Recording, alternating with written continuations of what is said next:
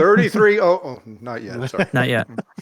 Calm down. But soon. Hello. Hey, hi.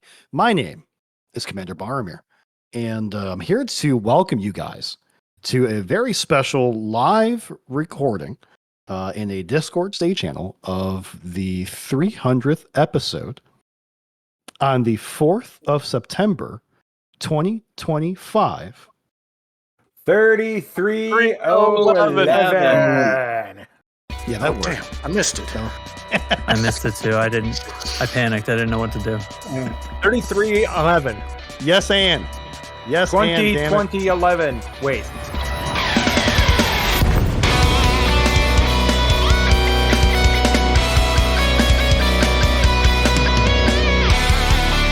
We've got a cadre of folks. We have a smorgasbord of folks here. A veritable plethora. Yes, a veritable myriad plethora, the whole thing. I'm joined here with Mr. Indigo, aka Boobtron. Hey there. There he is. I'm joined by Mr. Commander Grover Kiwi. G'day. There he is. Tomorrow from the land of tomorrow. Mr. Lark Shadow. I've got brownies. Good. We can tell. A wild Nurgle has appeared. I'm back. That's foreboding. Right. Joined by Mr. Dr. Commander Bloomingwind. Hello, everybody. And of course, your friend and my friend, Oblivious. Hey, someone tell Roy that Quasar coughed up a hairball in the corner again. Joined by Commander Chig. Hello? Is this thing on? Am I in the right channel? Is I don't know. correct? Always with also joined by JN Trax. I'm not in charge, but if it goes well, I'm going to take credit.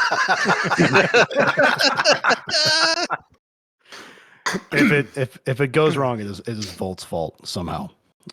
Yes. Also, we've got NL Hate. I really like the sound of my own voice. So do we. Yeah, so do we. Yeah, it's not And back again, which he may speak, he might not speak that often, but we are joined here by Ty, the venerable founder. Blue Screws. Thanks for coming. Yep. There He's it is. here, trust us. Oh, man. Makes for great audio. Oh, that is so good. All right, so I would say that we're going to do things a bit different this time, but I don't know if you guys have been listening lately. Inconsistency is what we're consistent at. So since we have a ton of people here in the room, I'm going to open it up right now. Does anybody have anything they would like to share about their last week, in game or out of game? Completely up to you. I'm going to open it up, let the chaos reign before we get started. Get it out, Lark. Everybody talk at once. Go. Good God. I stole Buffalo sauce is 18 fine. cars. There it is. Yeah, I don't know. This is chaos. All right, fair enough. Well, listen, I think we're going to run things. We're going to do the squad update. We're going to do a power play update. We've got some dev news. I think there's a gown that we're running through kind of the normal stuff. And then we do have some live segments, some live discussion that we're going to run with the folks that we have here in the audience and the folks that we have here in the room. So we're excited for those things as well. We've got a few segments we'll be playing today. And you know what? I think we're going to get right into it with our first one. Now, we've had a lot of, we've been graced by a great community of content creators, folks that have reached out and, they've sent us some of their kind of congratulations on actually making it this far, 300 episodes. Ooh, wow. That's a while. So, I think we're just going to get it opened up with our first one. So here we go.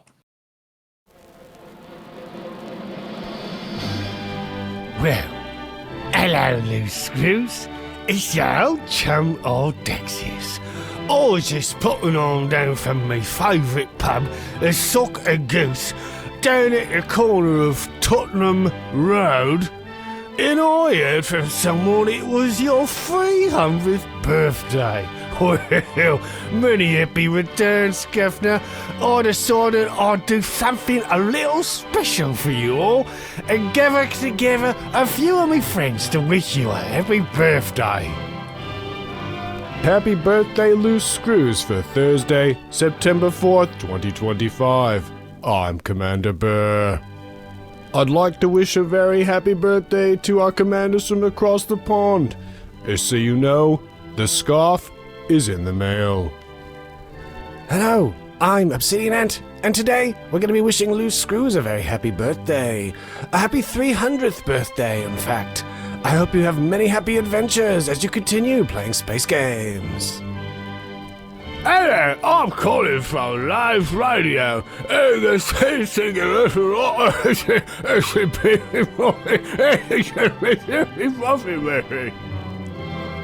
Alright, now all together, everybody. Happy birthday, Governor. Happy birthday, Governor. Happy birthday, Loose. Happy birthday, little brother in it. Wow. Yep, that I was caught great. the mute button. I caught the mute button just as Colin came on. Just in time. Oh, Colin was That great. was fantastic. I don't know what you're talking about. That boy's bell is cracked. Man, is there like a license we have to worry about losing, or are we good? I mean, podcasting is pretty unregulated, I know, but That was an international incident. Norkel, it's bold of Yeah. you to assume there's a bell. Yeah. We're all going to The Hague. Yeah. That was. Whew. And that's why we don't get Amazing. in the content creators group. Yep, right Yeah. there. That's the Yeah, reason. you wonder why we're not in. Yep, that's it. I'll take it. just because it's speech and you hate it doesn't mean it's hate speech. That is why we don't have monetization turned on YouTube, right? It's just all of that. Yeah, Oh, it's turned would on. be We just get embarrassing. demonetized. We also Yeah, need to get yeah, more than a that's couple true. hundred people. Yeah. they gave us that option, I swear. I turned it off. Well, okay, so we've got a couple more of those. So that was great. So Daxius is feeling a little under the weather this evening, and we heard him earlier. We should have put this in the soundboard, but he does sound a lot like Batman tonight. So wishing you well, Daxius, and yeah, thanks for throwing that together. And Audaxius, for me to you, I'm Batman. There it is. There it is. Necessary. All right, listen, let's get through some of the normal stuff. Let's see. First up, we've got a squad briefing. Incoming priority message. Squadron briefing.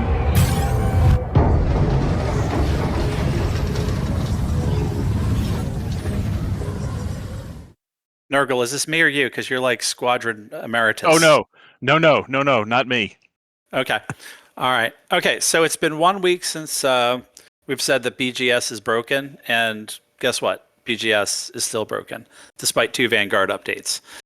We have 5 wars. We have 2 elections. Nothing threatening our control, but apparently somebody's using us to threaten WAN's control. Maybe the WAN people just wanted, maybe the Misfits of the Galaxy just wanted one of our assets, because that's the only reason I could explain why we're winning when we're not paying attention to it. Yeah. We have an outbreak in HIP 11879, a drought in LP 29124, both of which are colony systems, civil unrest in MES DC, and boom and infrastructure failure in 6 Andromeda. I don't know how you get both of those, but we did. And then we have boom states in 7 of our usual suspects. We have 23.7 billion citizens. We are in 294 star systems, controlling 76 of them. And we have 208 stations, 331 settlements, 97 installations, and a partridge in a pear tree. And that is our squadron report. If you want actual details and ideas for things to do, come visit us in our Discord in the Loose Screws channel and our squadron orders.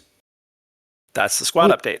I always get really nervous because I feel like, we keep on talking about this Pax Screwiana, right? There's just this piece in our space. I'm nervous, man, that the other shoe's gonna drop. Oh, the Oh other no, shoe. what's going to happen? Are they going to make our influence go out of control again? You mean more?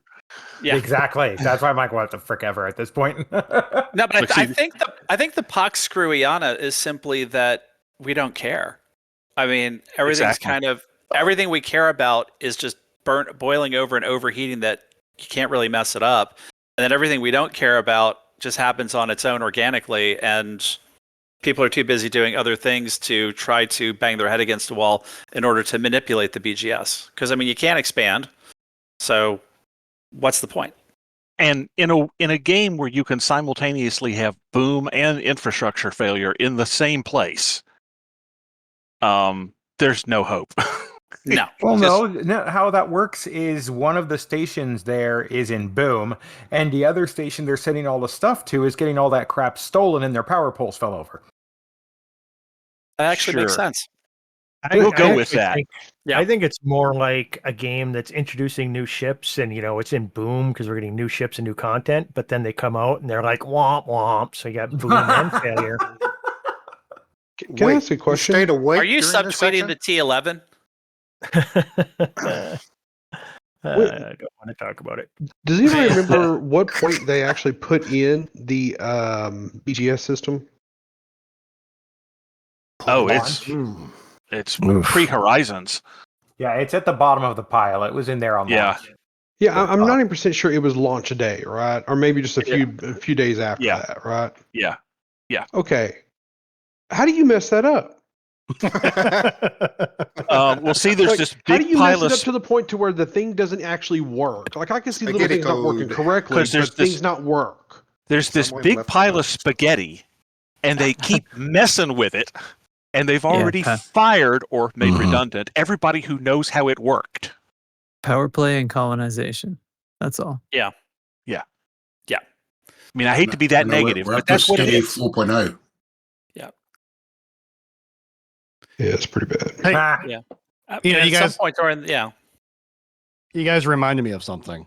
And I wasn't paying attention at all to what you guys were just talking about. But either way, I'm looking out the window of the squadron carrier. Listen, I accept positivity, guys. All right, this is a positive podcast.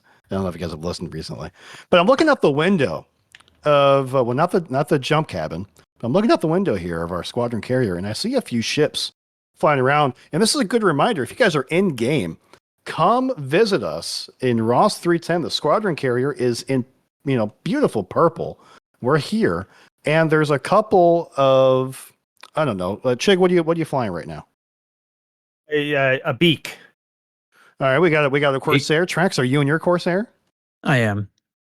So, guys, I was told people might be trying to kill me, so Yeah, you know what? I think we forgot to mention that there is an open bounty on Chig and Trax during this recording, and somewhat after this recording as well. Waiting for my Mandalay to get here. So if you're around, that'll be good. So if you're around, give it a shot. Literally, they will shoot back. This is live fire. I see Kruger 5 is just logged on, so I think maybe we're gonna get some folks to show up. But yeah, come with us, come hang out. I'm in the squadron carrier if you don't want to shoot, but if you do want to shoot, God, this looks fantastic. I should stream. Oh, you smacked it. You smacked it. I got bumped. Who's this next to me? Oblivious bumped me into the thing. So are we supposed to? It's Should I always run? oblivious. Should we go out into cruise? Because obviously it shouldn't happen here. Probably should. Why Yeah, not? you probably should be in. All right. I don't know. Does it matter? Yeah, it probably should be in cruise. Well, yes, it does because matter because the station carrier will shoot us. delete us. Yeah. So All the right, well, carrier be will shoot gone. the owners of. What? Yes. The Run carrier just has normal system security. Yeah. Well, that's expertly implemented right there. Let's see how long. How long Our has squadron's under attack. Let's shoot the squadron. The They squadron just- carrier. A carrier, whether it's your personal carrier or the squadron carrier, is just to the game. It's It's a just a different station. kind of starbase, and so Yeah. whoever controls the system controls security for the carrier. And if you're hostile to them, even if it's you, it'll shoot at you. That's Some right. of that dumb shit's what that is. Oh no, that's nothing compared to squadron carriers don't sell limpets. What? Deep. They don't Yeah. have commodity markets, which is a requirement for selling limpets. So That's deep. There's your view, it's- Bearmo. Yeah. You know I what can we see can that. do Thanks. is we can load up a Panther Clipper with a bunch of limpets and then Taking just a store screenshot. them here and people can take them as needed. go ahead. Get on that. I delegate that to you, Lark. Woohoo! I'm All just right. waiting to see the banner that says "Don't forget your limpets." I literally just saw it. Lark can be the drone. Uh, Lark Well, can you know, be the they have drone a- master. there's a fuel transfer limpet, so now they can just have a limpet transfer limpet, Limpets. so you can give Fuel limpets transfer to limpet somebody doesn't work. else. Yeah. Limpet, transfer limpet. So there's your you can title. give on the limpets to list. somebody else. Can you give someone else a limpet? Sure. All right. So They what have do to you scoop call it. that group? You can eject it and scoop it. Yeah. Got the fuel cats and the ones that give limpets. What do you call them? Did you hear about this story, Ty? I'm curious. Limpet biscuit. The limpet gimpet. No, the fuel Fuel cats. cats. I did not hear about the fuel cats. No. Someone Is educate that our good? boy. So during a community goal, not this Yeah. most recent one, but the one before that, there's tons of people hauling, and these people calling themselves the fuel cats would interdict you. I think there was a pair of them. They would then use frag cannons and whatever else to disable your thrusters. And then they would force feed your ship fuel and say, have a nice day, and leave. What? Yep. Yes. You heard that right. They were force fueling people. So the Fuel Rats motto is, we have fuel, you don't, any questions. The Fuel Cats motto has been rumored to be, we have fuel and we're going to make it your problem. I don't even know what to say to And that. freaking tastic. I love it. It's so good. It's so good. All right, let's move along here. We've got some content to get to. Do it. So let's do a short PP. This is the short PP report.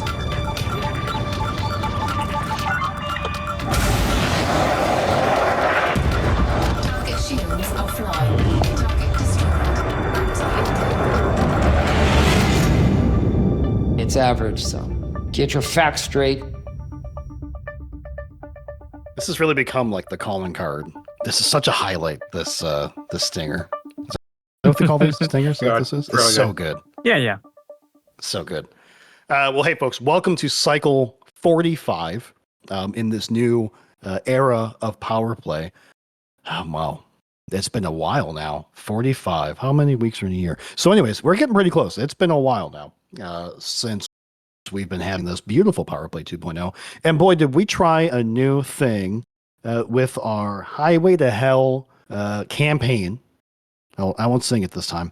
But that is to remind everybody the bridge from the Mycaro bubble, the heart of Screw Space, right next door to Ross 310. Bridging that gap to Hell, H-E-L, definitely pronounced Hell, not Hail or Heel.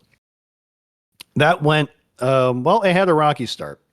So over the last week, I've been jumping into the Archer server, the abbreviation of which, or the acronym of which, is pronounced FUCS, as F-U-C-S, which means I can say that, right? I get censored. And guys, they are just the worst. They're the worst. Listen. I've been to some public channels in my life. Listen, I have a pretty good time in the Kumo crew Discord. These guys are wildly different. So I tried making an agreement with the folks over in that server. That's right. I tried making an agreement with an Archer group, but that agreement was pretty simple. If you can bring us enough control points to give us power conflict zones, we will reward you with PvP. Well, That's so simple. It's so simple. It's so simple. Apparently, did give they're us- more simple than that. They are way more simple than that. So they did give us power conflict zones. So the first is a golf clap. Thank you very much, guys, for actually showing up to a battle. The second of which, after they said, listen, if we show up, we're just going to try to win, which again is the point of power play. Yeah. That is the point. No. It's actually an indictment of their whole thing that they felt the need to say that. Yes.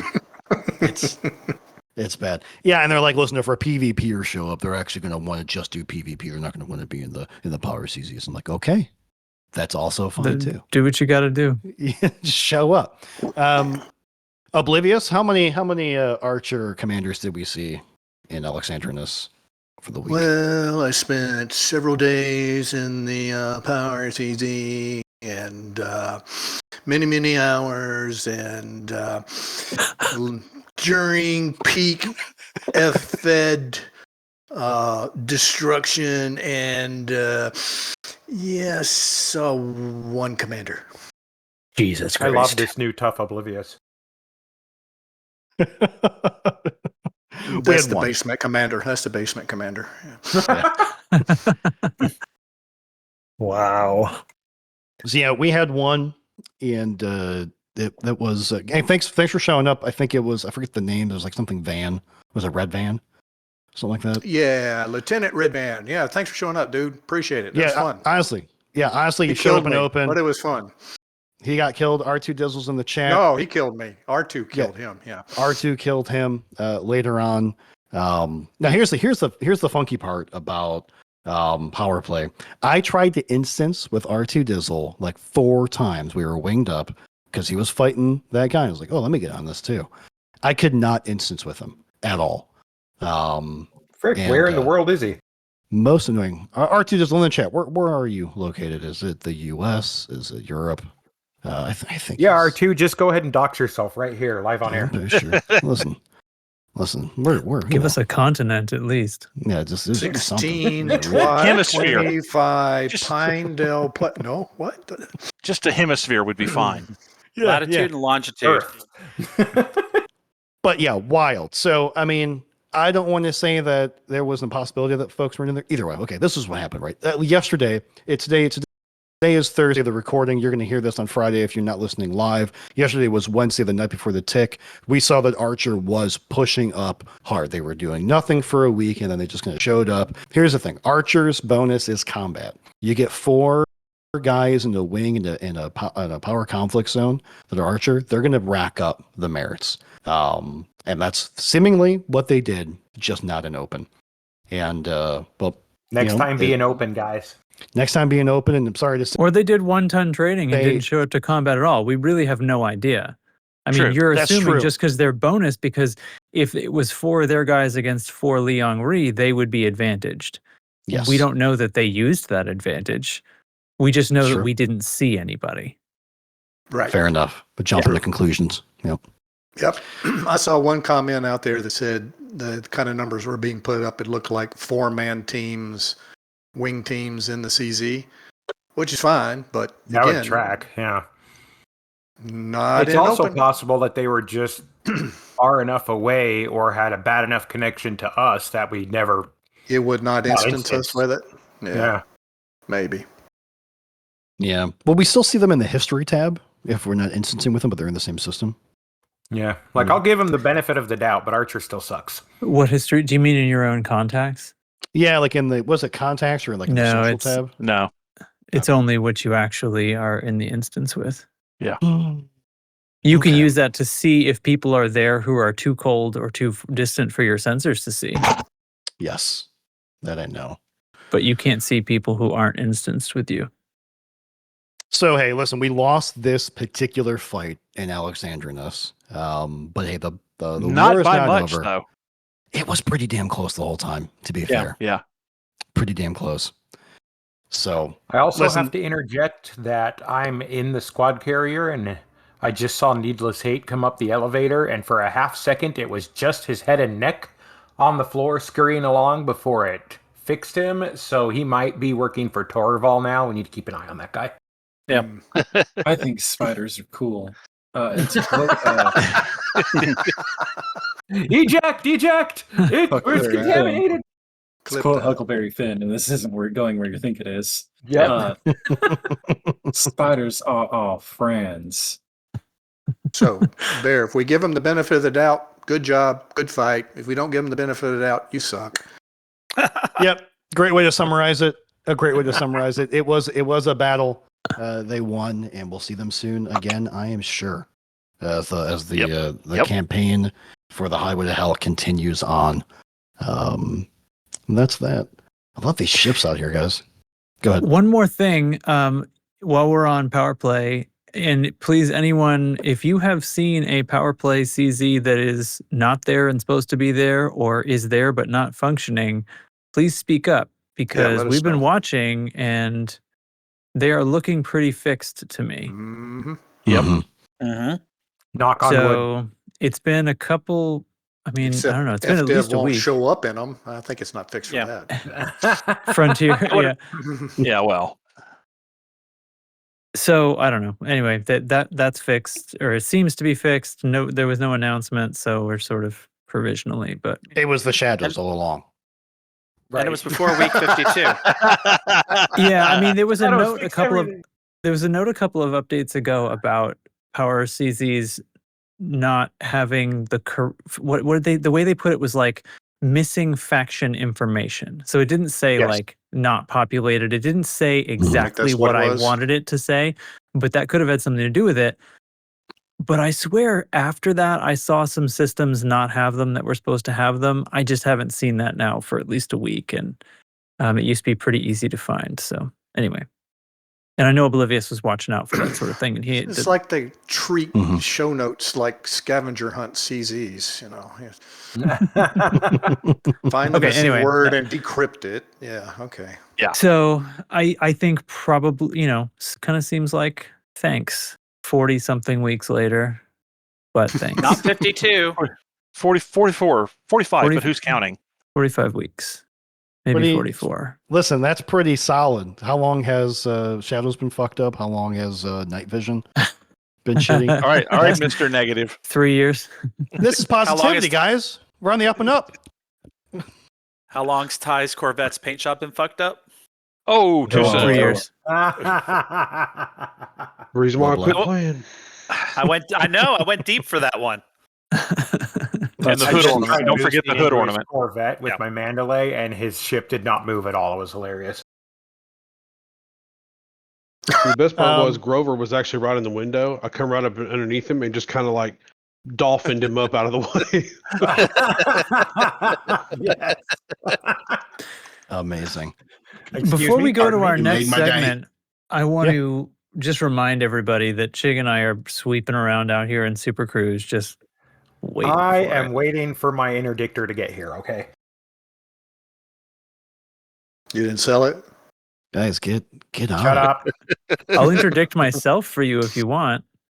That's gay. Anyway, go on. Fair enough. Listen, the challenge is out there, guys. The bounty is there. What are you afraid of? Listen, if you get blown up, there's probably a consolation prize. Probably. There's not a consolation prize. There's I just like getting blown up. It's all for the content. Prize for failure. Let's see. All right. So I'm not, again, going to go through rankings.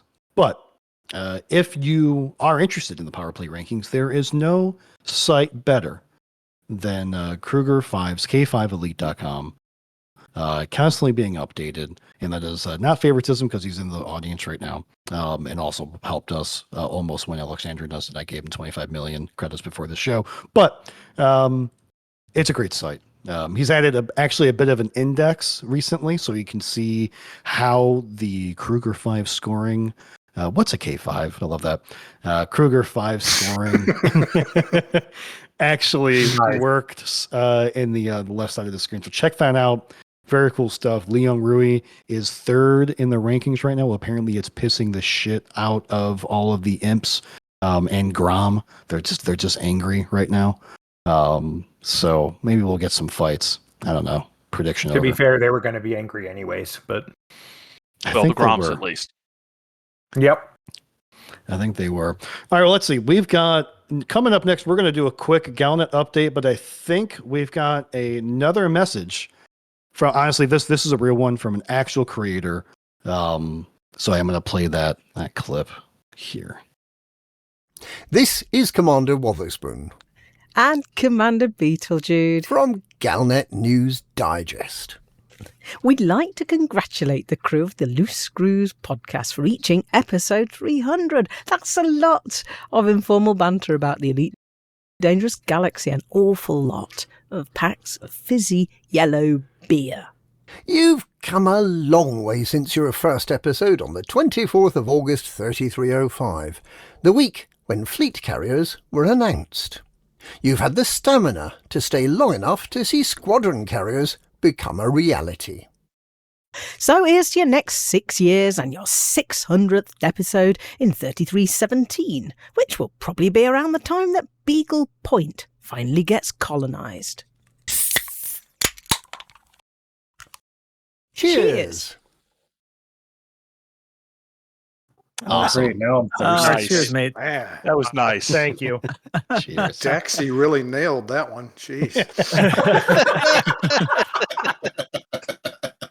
And that guy, he's like one of the genuine gems of the entire community. Like He is. Both of them, really. Yeah. Like when I talked to him years ago, he's like just a genuinely good guy. Not like I me, bet he I'm a didn't have fake- to I'm a look up fake-ass any of good that guy. stuff. I bet he just knew all those dates off the top of his head. He probably did. There's He kind something of to breeds this game, so. Yeah, But we've talked to him a couple times over the years. I haven't had the pleasure to talk to Beetlejude in person before. So, and by in person, I mean over the internet through Discord type services. But To say that's a long flight. Wild. Can somebody who knows Ben Evan try to give him a wing invite so we can land on our squadron carrier and then drop him from the wing so he's stranded on the squadron carrier? Anybody around for that? I don't even know. Will that even work? according Yeah, to I hear you can. Yes. Yeah. reports, Let me see. Oh, somebody got him already.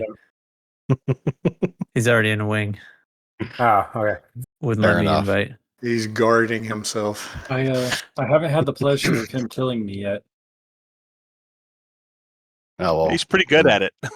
yeah, it's not bad. Where's the bar at on the carrier? CQC Night Bolt. The bar I don't think hasn't we've been installed it installed because only this past Tuesday did bars on squad carriers get activated, and we have not had time or inclination to fly the carrier to an administration system and get that service installed. Since it is the second time, I will have had to go back to the administration service system to turn on services that, for reasons that have not been explained to me, weren't enabled at the launch date of squad carriers. Oh, look, the carrier's departing in 15 minutes. This is fine. Couldn't be Yeah, bothered. They thought this through, didn't they? Clearly. Never know. Now, Witherspoon mentions that when we first started this podcast, I say we because I've been on for like 10 episodes. They More were than just that. talking about we'll get there. They were just announcing squadron carriers, and I started listening to some of the old episodes. So masochist here. Ty, that was, you guys were pontificating back then that they were going to be squadron carriers and not personal carriers. Does that ring a bell? That initial? Yeah. They were originally supposed to be. Yeah, the original design of the fleet carrier was supposed to be a squadron carrier. In fact, I think they talked about that at a LaveCon at some point. Yep. And they were showing basically the fleet carrier was the squadron carrier, and then they announced individual fleet carriers, and it kind of threw everybody off. But it was still kind of cool. Sure. But you can't do something as simple as refuel your carrier without having to have a cargo ship to move cargo around. So it's just the hose ship. Or buy It's- limpets. My hose is a T7. It's just Crazy. ridiculous. It's one of those things where it's like, I feel like they make things hard just to make things hard, and Phrasing. Phrasing. they don't have to. But if I remember correctly, I think the show actually launched on the week of the launch of the Mamba, when the Mamba was released. Wow, Mamba week. Was it the Mamba? I think because back the then, or the Phantom, right? Well, yeah, the Phantom the and same Mamba week? was the same update. Yeah, it was. Was it? Okay.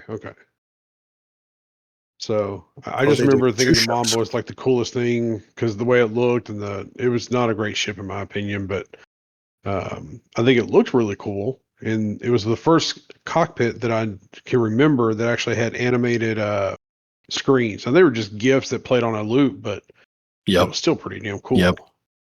And Now, was that before or after engineering? Because the Mamba is a ship that needed engineering. Long after. Yeah, That long was after. It was This also was all- the update that brought core mining. Yeah. It was also, I think that was actually before they did the engineering update to remove the randomness. Oh, that was only like last year. Yeah. Was it just last year? Yeah. Yeah. Feels like it should have been there the whole time. No, they had a different kind of randomness. They've changed the randomness twice. It used to be you'd actually get random kind of like it could go way high. Benefits, yes. And then they changed it to where, because then you'd go for God rolls, because some people still had modules with like God rolls from back in the day. And then they changed it to where it was you'd get linear benefits each roll you did, and you could cap it off, but you didn't know how many rolls it would take. And now the most recent randomness they took out is now you know how many rolls it will take. So yeah. They've changed it a few times, but I really want to just point one thing out. Lark Shadow saying he uses his Type 7 as his fuel hose. He won't even do a meta to move fuel. I'm just saying. Nope. Don't do it. Good God. Fantastic. Well, hey, all right. I'm gonna have to jump in here because I'm gonna have to jump off, guys. But man, I just want to say that like once again, I'm truly amazed that you guys keep this thing going. So are we. I'm very appreciative of that. Every day I kind of look in here and just kind of look around, and I'm steadily amazed that you guys keep it going. You guys keep it breathing. I don't know if you guys ever looked around, but like the number of podcasts that just kind of fizzle out after fade away. 10, 15, 100 episodes, whatever the case may be, is quite staggering. And there's a lot of podcasts out there that just stop. So many dead ones. It's I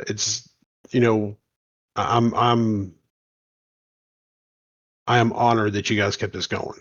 So thank y'all. So our pleasure. Hey, man, You're thank welcome. you. Yes. Happy to do it. You guys have a great night. You too, buddy. You too, Ty. Thanks for showing. Take it easy. Fantastic. What a guy. Holy shit. Yeah. Yeah. Texas, man. All right, listen. Is there anything worth talking about in Galnet? Do we need to talk about this? This Galnet? Did they have an article so about there was this a thing with a probe, and they couldn't solve it, and then they could, and now there's a mega ship, and it crashed the servers a lot. All right, moving on. The recaps that exist on YouTube are excellent. Yes. Burpit or Galnet News Digest. So see there, and if you don't want the spoilers, then just look Follow at the the trail. very top fold of the canon page about it, and then close the window and go investigate for yourself. And that's the truth. Yep. I will admit it's one of the Truth. cooler kind of mysteries they've done in a while, because where it's going, honestly, who the hell knows? This one's actually pretty cool. I don't know how they can do stuff this cool and then do other stuff that's just fucking mind-bogglingly salt-inducing, but it's them. Honestly. So I'm coming in here to dock, and I see a Panther Clipper with a Python 2 landed on it, with a Vulture landed on it, and I'm not sure what's going on here. Well, What's going on is they sent Chig and myself away to miss all the fun.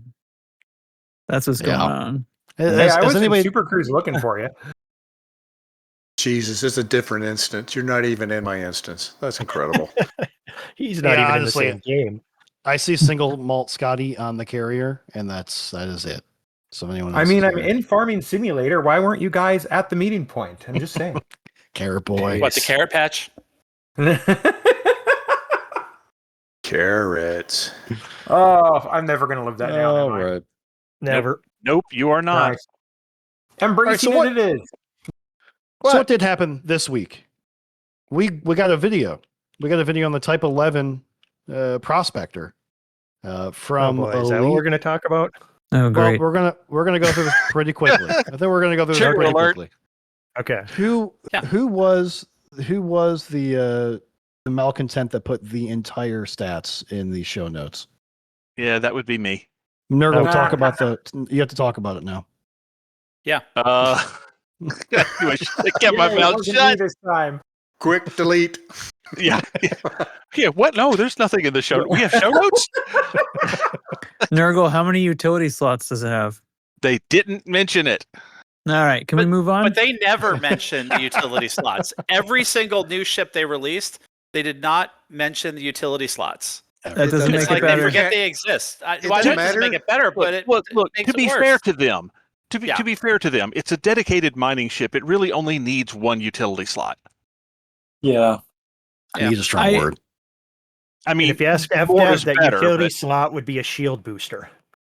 Yes, that is true. That is true. Vault, they So- never mention the utility slots because they don't care about the utility slots. Oh, it just doesn't matter. You can't get limpets at the super carrier anyway. So what the hell is it going Yeah. Listen up, FDev. Fix that shit. All right. So people made a big deal out of the fact that the engines move not just so it'll land on a medium pad, which is nice, but that when you open the cargo hatch, the engine nacelles retract so you can, quote, be more maneuverable in an asteroid field. I think that's great. No, I actually think that's great. I mine a lot. Like if you go to our squadron, poll or whatever, like rankings, I'm like mining guy.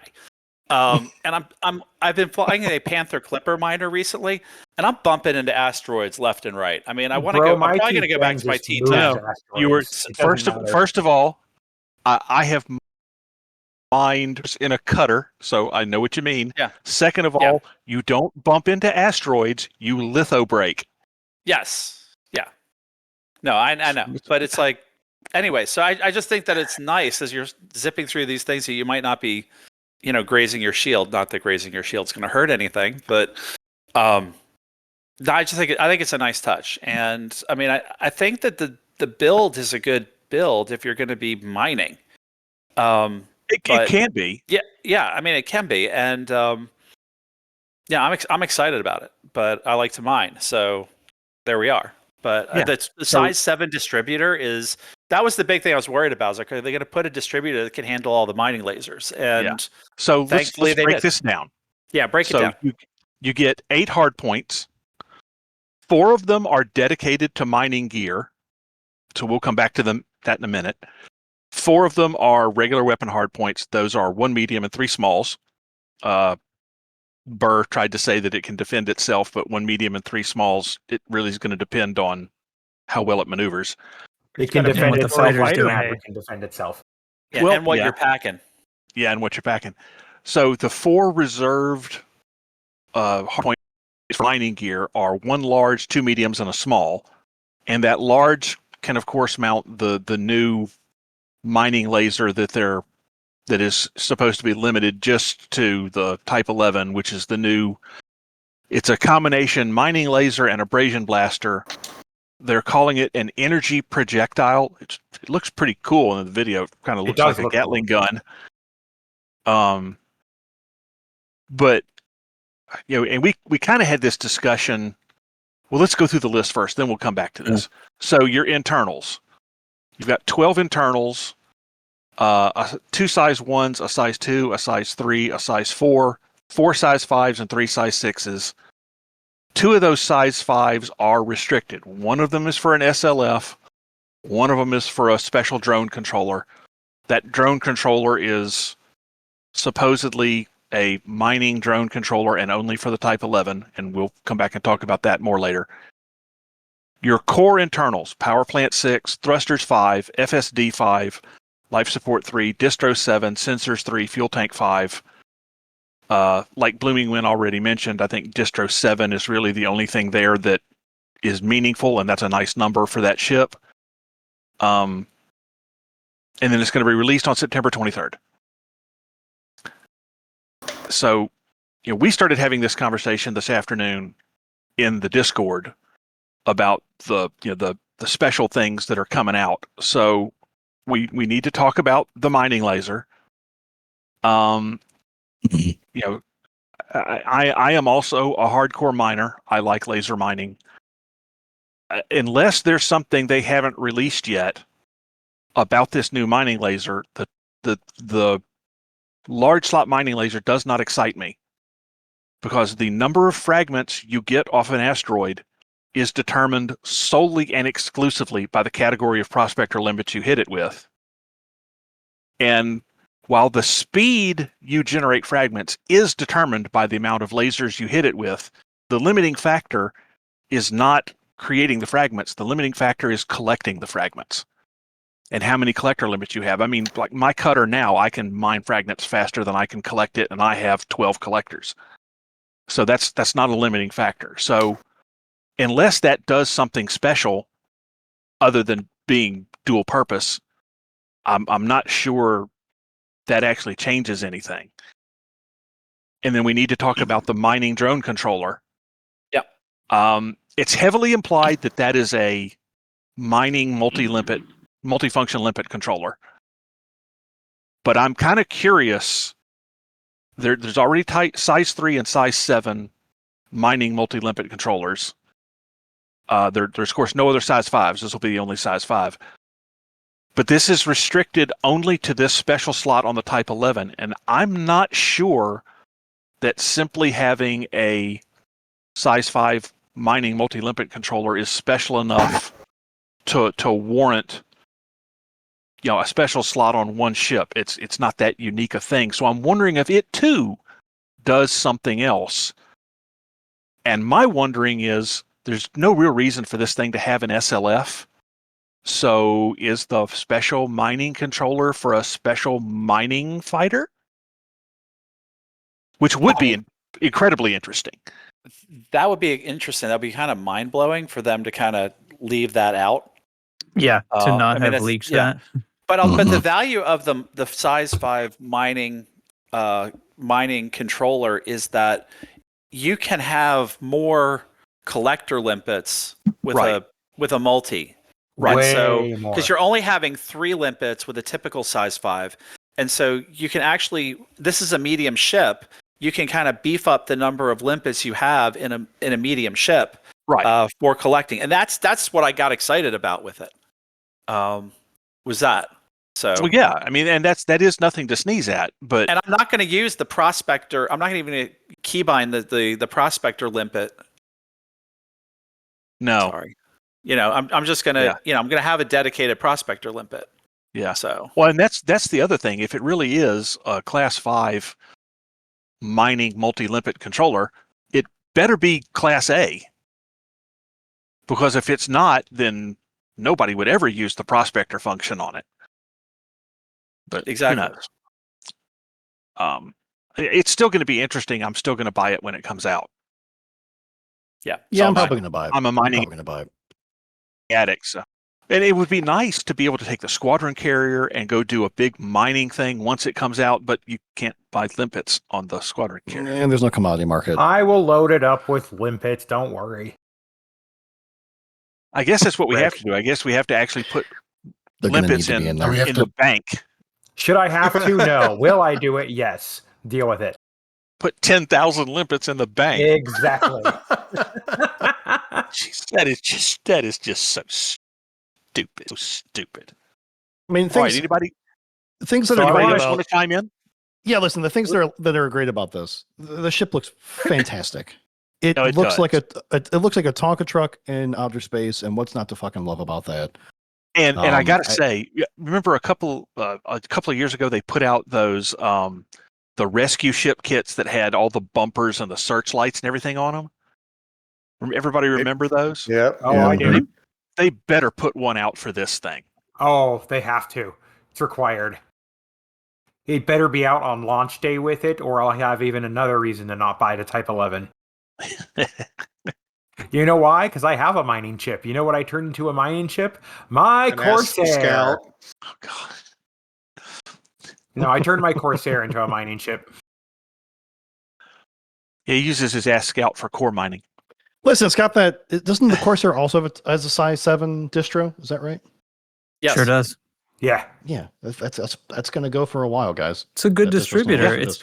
Look, I'm glad somebody who's interested in mining showed up. I was prepared to be interested in whatever a new kind of mining I was hyped about turned out to be.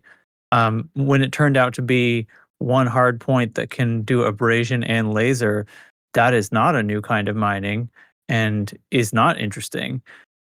So And F you for implying it is. Yeah, so no thanks, and you did a really bad job of hype. That is not how it's supposed to go. But the ship itself, it's a shame. It's a shame that we had to see this presentation today and feel the way we do about it, because the ship itself, it looks like it's really well designed miner. Looks like the internals are laid out right. I don't know what that size 5 is going to look like. Obviously, we agree that you need a Class A prospector. So whatever, we'll see what happens with it. But no, I mean, it's a no buy because I don't mind. But and I haven't done the lying bad. I don't know. Yeah, I haven't done the math yet, but I'm not sure what cargo capacity on that thing is going to end up being. It also they moderate it's a something little under 300. Oh, that ain't bad.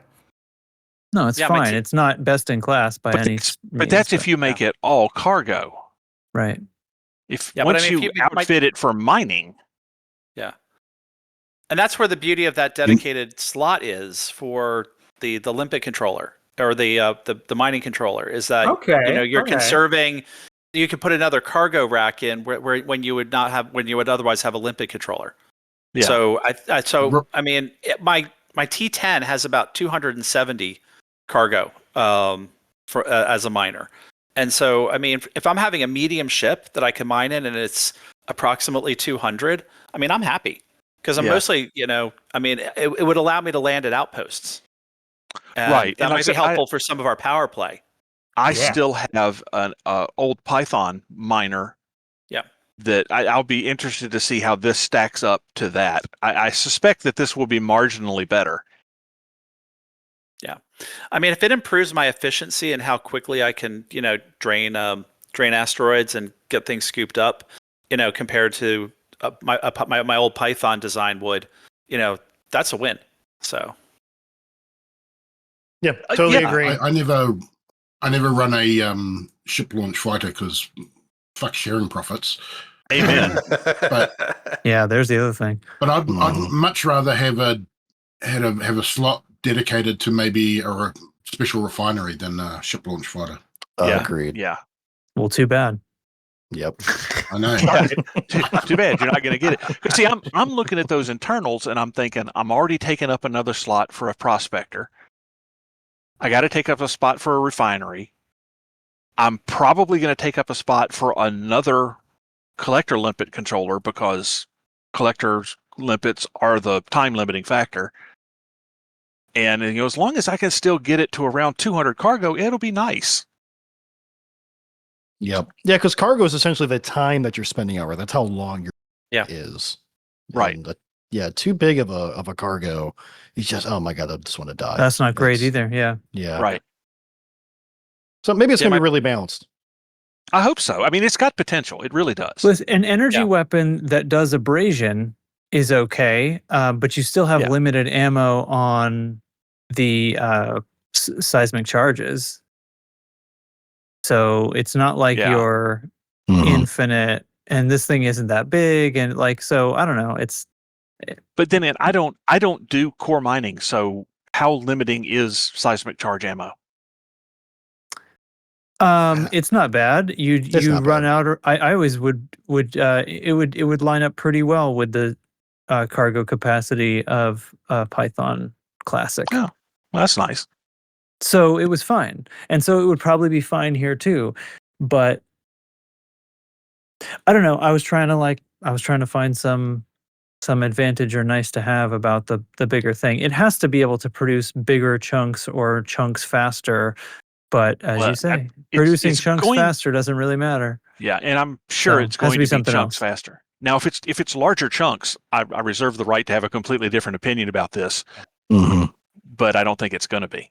Yeah. Now, the other thing with the abrasion blaster being baked into the size 3 is that they just gave us 2 focused abrasion blasters, which that shot speed is really nice. And if you're going to be using your T11 as a miner, why would you be putting one of these new special engineered things that you just gave us onto this new ship? I mean, I wouldn't be putting on it, but I have one on my Panther Clipper miner. I have one on my T10 miner. So, but it is a nice module. So, I was kind of hoping that the size 3 would be something a little different, but it does save me a slot in a weird way. Hopefully, there's a performance bonus. Yeah, has to be for all the power it'll surely use. Yep. That is another. Yeah, that's a good point because the whole key to engineering a miner is you want to engineer your distributor to have enough power to deplete the asteroid without having to stop. And if this thing's a real energy hog and you have to stop in the middle to let your distro recharge, that would be suboptimal. Yeah. Jeez. Yeah, and you may end up using the size 3, the size 2, and then get one of those Torval long range size ones. Here we go. Here we go. No. Yeah, I love those. I love those. On the size 1, and then use the size 2 Blooming for the Winds ass scout right there. I could talk for a long time about how useless that thing is, but we're not going to here. Don't make me defect. Just don't make me defect. Grandma's calling. I know, right? Yeah, but the frat boy has beer. He does. Sure does. Beer. Beer and hot Thanks, wings. Phil. Hey, guys. Hey, you know what? Congratulations to Alexander Corbin for getting blown up. Good job. Good job. Thanks for playing. Not the first death today. Hopefully won't be the last. Has anybody else participated? Did anybody else get blown up? I can't get instance with tracks. I need him to team All right, invite hold on. me so I can. I'm going to team invite Lark. Sorry, Alex. So I he had to can blow shoot you up me. before you dropped my shield. I know we were just sitting there shooting each other in the face, but I think he wanted to fight. I don't know why he wasn't maneuvering. Yeah. Hey, face tanking is best tanking.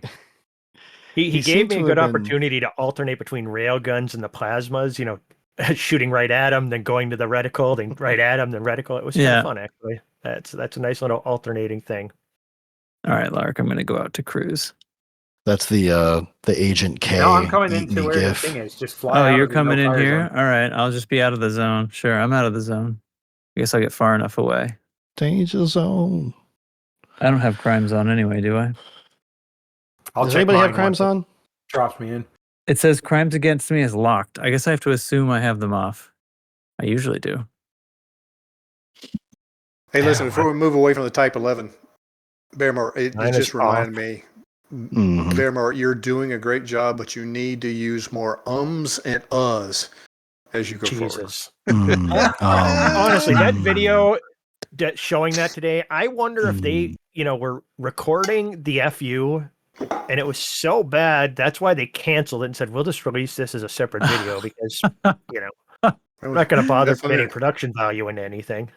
God, I was there enough to see the little premiere starting soon thing go off, and I think that's like a stock YouTube thing, right? Like somebody save me here. The weird little green and white thing with the music that has nothing to do with Elite Dangerous. Tell me they didn't post that intentionally. I don't know. I think that's like a YouTube premiere. It shows a little a couple of seconds of some nonsense I know what you before were the actual talking thing about. starts. I think that was a YouTube premiere too. Okay, because at first I was my reaction was you guys, do you need me to record some Elite Dangerous video assets that you can use in your YouTube videos, or can you just go down the hall and get the stuff that Frontier has been using on Elite Dangerous's YouTube channel for a fucking decade? Yeah, but I think you're right. I think that was just YouTube premiere nonsense, and anyone who watched the video after the premiere probably didn't even see that, so it was fine. But it was just sort of, I don't know. I don't know, man.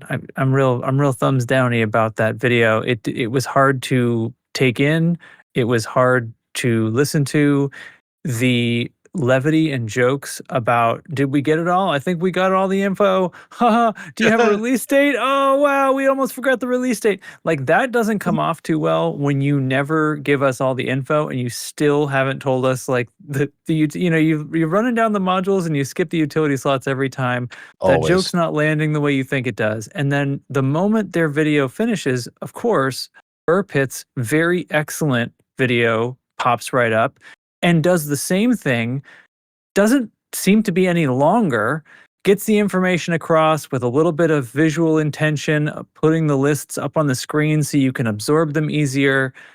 The delivery is great. Everything about the Burpit is excellent. And the Frontier video was, I don't know, 2.5 thumbs down. Instance with Chig and Trax, freaking Midwest. Well, I mean, I didn't even watch the FDev video. I watched the Burpit video, and it was great. Thing. I did, Yeah, and it you was got the great. better version. Yeah. And I mean, because I saw you guys all slagging on it, and I couldn't even find it. I mean, I went mute, or somebody posted the Burpit video in our Discord, so I just like, I'm clicking that one. Oh, okay, good. It's Burpit. I like him. Mm-hmm. So they did a great job, and it got the point across. And it actually made me excited to fork over a whole bunch of arcs. Yeah. So good. One of these videos was made by a professional. The other was made by FDev. Correct. That checks out. Do they even watch their own videos? All right, so can we get a quick judgment? The videos. Let's do this. But what's better, the videos that we're getting now, maybe in perpetuity, or Arthur back on Frontier on? Go. Arf. Yeah, we miss you, bro. The man said thick Thargoid booty on the air. I mean, yes, he it doesn't did. get better than that. I'm sorry, I'm in my VR headset right now because I was threatened with combat, and I do not have that sound handy. But we have it. Yes. The sound clip that will live in infamy. Mark is shooting me in a shieldless Asp Scout. Oh, never mind. The shields just came up. I'm going to let him get his shields back before I return fire. Well, it's an armor tank, probably. Someone else is shooting at me. I wonder who that would be. There. He lost his shield again. Yeah. Is your shield getting deleted by railguns? Yes, my shield's getting deleted by Chig. All right. Well, listen, we're going to move on. Did you dock on the... Yeah, we can move on. Did you dock on the station, Lark? Yeah, I did. All right, good. You know what? That's what you call mutual respect right there. Courteous murder. I appreciate that. I'm not going to deploy my hard points. I'm just going to kill you without them. Oh, like I'm more maneuverable than you are. You're not going to be able to ram me. Oh, challenge accepted. Oh, wow. Well, if he's going to... I already rammed you once. All right. Yeah, didn't. All right. Go, Bear. All right. Well, I was trying to find the conflict here. I'm coming that with green lasers. I'm not focusing on you, Chig. No. All right, let's see. So we're going to get now into kind of our special segment. So I think we timed this correctly. We've got an hour through. It's been an hour. We've got through our normal rambling bullshit. Oh, gosh. Now, for the next probably half an hour to an hour, here's some more rambling bullshit. For the record, and now something bullshit phase 2. And now for something completely different. All right, so listen, I have another. Listen, folks have been reaching out just congratulating us. So I'm going to play another song for us, and let's go for this one. Yeah, Blue Screws. I just want to congratulate you guys on getting into the Elite Partner Program at last. That's great. No, sorry, Ben. No, wrong. It's not that. We're congratulating them on doing so well in the Dracula Rally. I've been unfair in missing them out. So let me just find them in the leaderboard. Bear with me. Scrolling. I know they're here somewhere. Scrolling. Here we go. Their fastest driver, 11th. And in the team results, they came... Oh, there is no team, Loose Screws. Well done on 11th place. Well, very well done. Actually, no, we're not doing that at all. We're supposed to be congratulating that JN Trax, the guy whose wife's got a fantastic voice, on hitting Triple Elite. No, you absolute idiots. We're congratulating Loose Screws on hitting 300 episodes. Congratulations, you lovely beans, from all of us at Lave Radio. Oh, that's awesome, guys. Well done. Congratulations, Loose Screws. 300 more, please. Not bad for Hillbilly Redneck Radio, eh? Hillbilly Redneck Radio. I feel like we earned that. I almost didn't catch the mute that time. It's so good.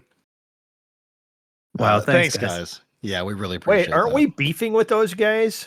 I thought that was a always thing. have been. We will be after this. Yeah, well. I mean, one of those guys in there was Alec Turner, who always falls for our April Fool's episodes. And and his attempt at making fun of us for the Dracula rally, I think we already admitted we suck. So that's really not going to hurt our feelings. Literally the title of the episode. It's kind of our thing. Listen, I think you admitted you sucked. I did pretty great. Okay. like 8 minutes. pretty good. They're pretty good. We could both be timed with a sundial on a planet without a sun. It was terrible. And I was last. Well, someone had to be. Yeah. I appreciate it, guys. That was cool. You can't lose if you don't play. Yep. That was me. All right, well, listen. Let's as we're getting kicked into this 300th episode kind of discussion, we're going to have this little round table. Chick, are you going to be in a position sometime soon to do some loose screw stats? Sure. Let's get started with that, and then we'll move into some. I'll fight Lark Shadow while I do that. That's fine. What kind of stats do you want? Well, let's feel disrespected. Let's take a stroll back. Let's take a stroll back real quick. Okay. It's chit-chat. Yeah, that's a fact. It's chit-chat. Where the cheese at? We here at Loose Screws never end a sentence with a preposition. There it is. I love it. It's been That's forever. great. That's Everybody one of the knows classics. that's not true. So, all right. So we're celebrating episode 300, right?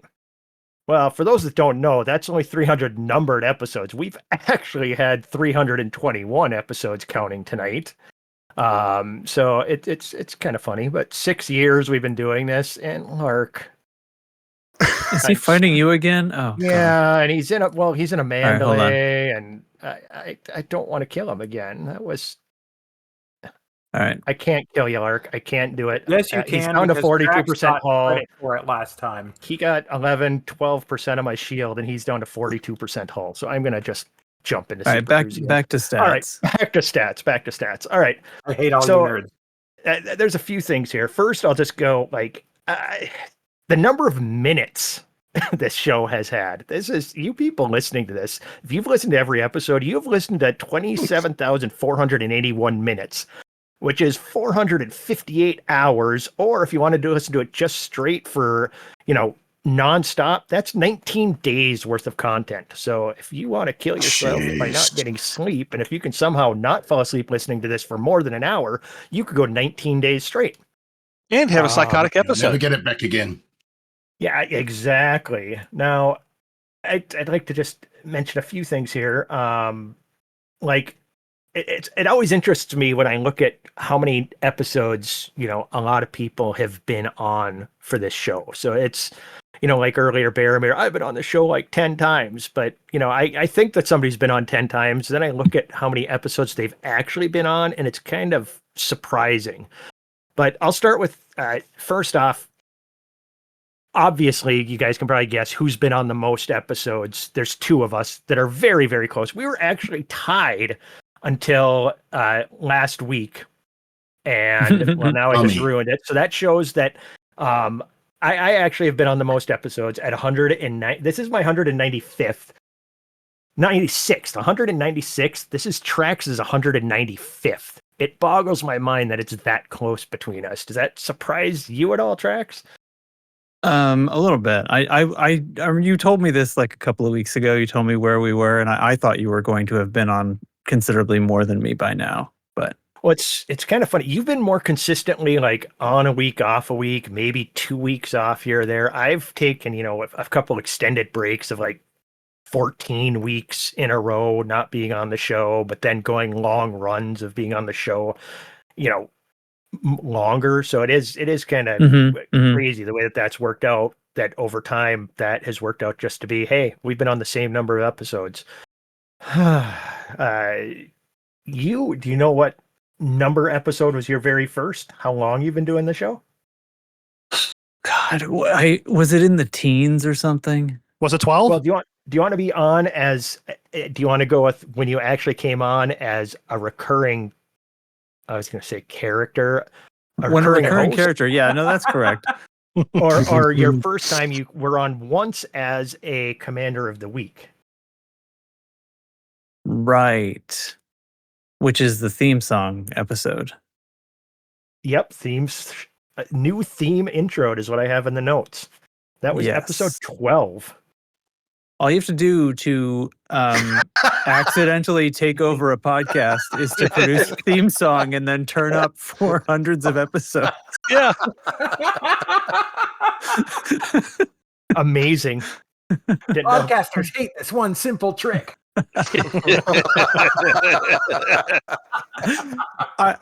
Since the conversation went in this direction, I also want to say, sort of off of something that Ty said earlier about being proud and grateful that things continue on. I really didn't do anything as far as setup for this 300 episode thing, and I really have a lot of instincts making me want to take over and control things around this at this point.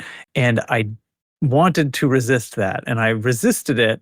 And this is all happening not because of stuff that I did. So the system is working. I'm really happy about having this cast of merry characters that can actually keep things going, and no one of us can get knocked out at this point. I guess at some point I need to get somebody else who has credentials to actually push publish on something. That's the only thing that I still have to do myself all the time. But yeah, we should probably that's not a few of us. not too big a deal. It should be like whatever. So, but anyway, good job, and I'm gonna shut up and return to your regular scheduled program now. Well, that's kind of where the show went then, because when I came in on episode, let me scroll. 36 I came on board, and then the rest is history. We've been on for a long time. We've managed to avoid, there was some drama in the early days with some of the early people and some things that happened, and then Ty eventually stepped away from the show a little bit and kind of left me and you kind of here, and instantly it was, let's bring on as many people as possible, because this show as carefully as possible. It is the community, though. It's become 100% a community show, and that is shown by the number of people who have become regular contributors on the podcast here. I mean, you've got me and Trax at almost 200. There are 4 other commanders who have been on, I'd say at least 100 episodes, but I'm going to make it at least 99 episodes, because 99 is closest to 100, and there is one commander sitting at 99. Is it me? So, no, second most. Who do you think has the second most appearances after me and Trax? Lark Shadow. Any guess? You think Lark Shadow? Oh, it's not Nurgle. Let's see it in the chat. I think Nurgle. And we've got a winner. Nurgle is number 2. Woo! He was on 126 episodes, and that I had no idea, but I mean, he's been around since the beginning of time, so it makes sense. Well, you know how that happened. You just showed us. us. Yeah, the world keeps turning. No, so back in the early days, when Hate was running BGS and I was helping him, there was one night when Hate couldn't be on the show, and so Hate said, "Hey, can you come on the show and do the BGS?" And I did, and then it was like, you can't leave. That was way back at episode 61 when you came on for the first time, and yeah, you did 126 episodes, and then you did your long hiatus because, as this game can do, you just don't want to be the negative person talking about it, and that's where you know I take my breaks occasionally because I don't want to just show up and complain every week. So that makes a lot of sense. I should get paid in the farming sim. After that is NL Hate. Hey, you did 103 episodes. This will be 104 tonight. So you're right there. Then Ty did exactly 100. So tonight he ruined that because now he went to 101. You know, he was right at that century. Now it's 101. So he kind of blew it. And who do you think that commander with 99 appearances is? Ooh. Dubs. Data. Yeah, I was going Data. Oh, those are the same people. Come on, guys. Yeah, it's the same person. Come on. Same person. Well, then it was. And I bet you they're like 99 and 95 too. 54 and a half. Yeah. Actually, Data to 99. So he was next. Dubs was actually all the way down at 77. Oh wow. But that would put him as next in line, and then actually next in line after one other person, Lark. 80 episodes. Tonight is 81. Oh wow! Way to go, Lark.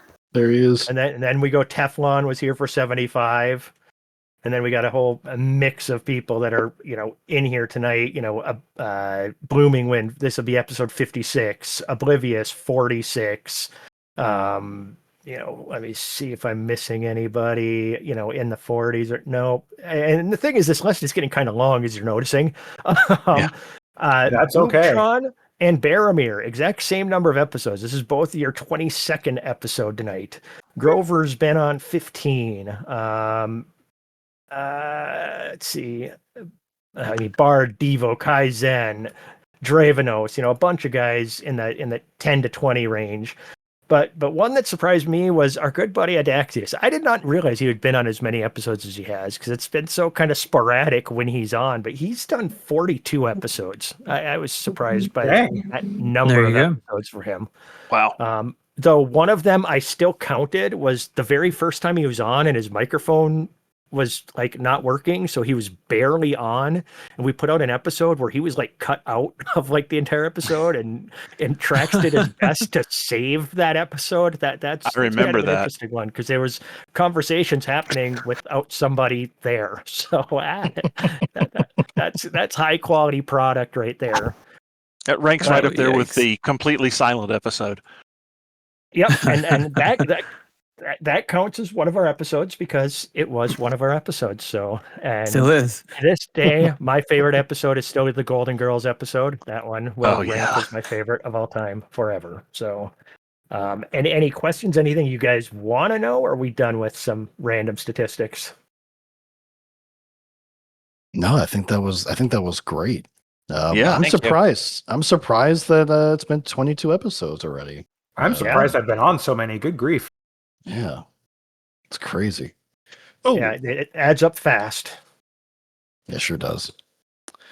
Sure does. All right, well let's get on to more 300 episode shenanigans. Now, earlier we're gonna go a little bit out of great. We're gonna go a little bit out of order. Give Chig a little bit of a break.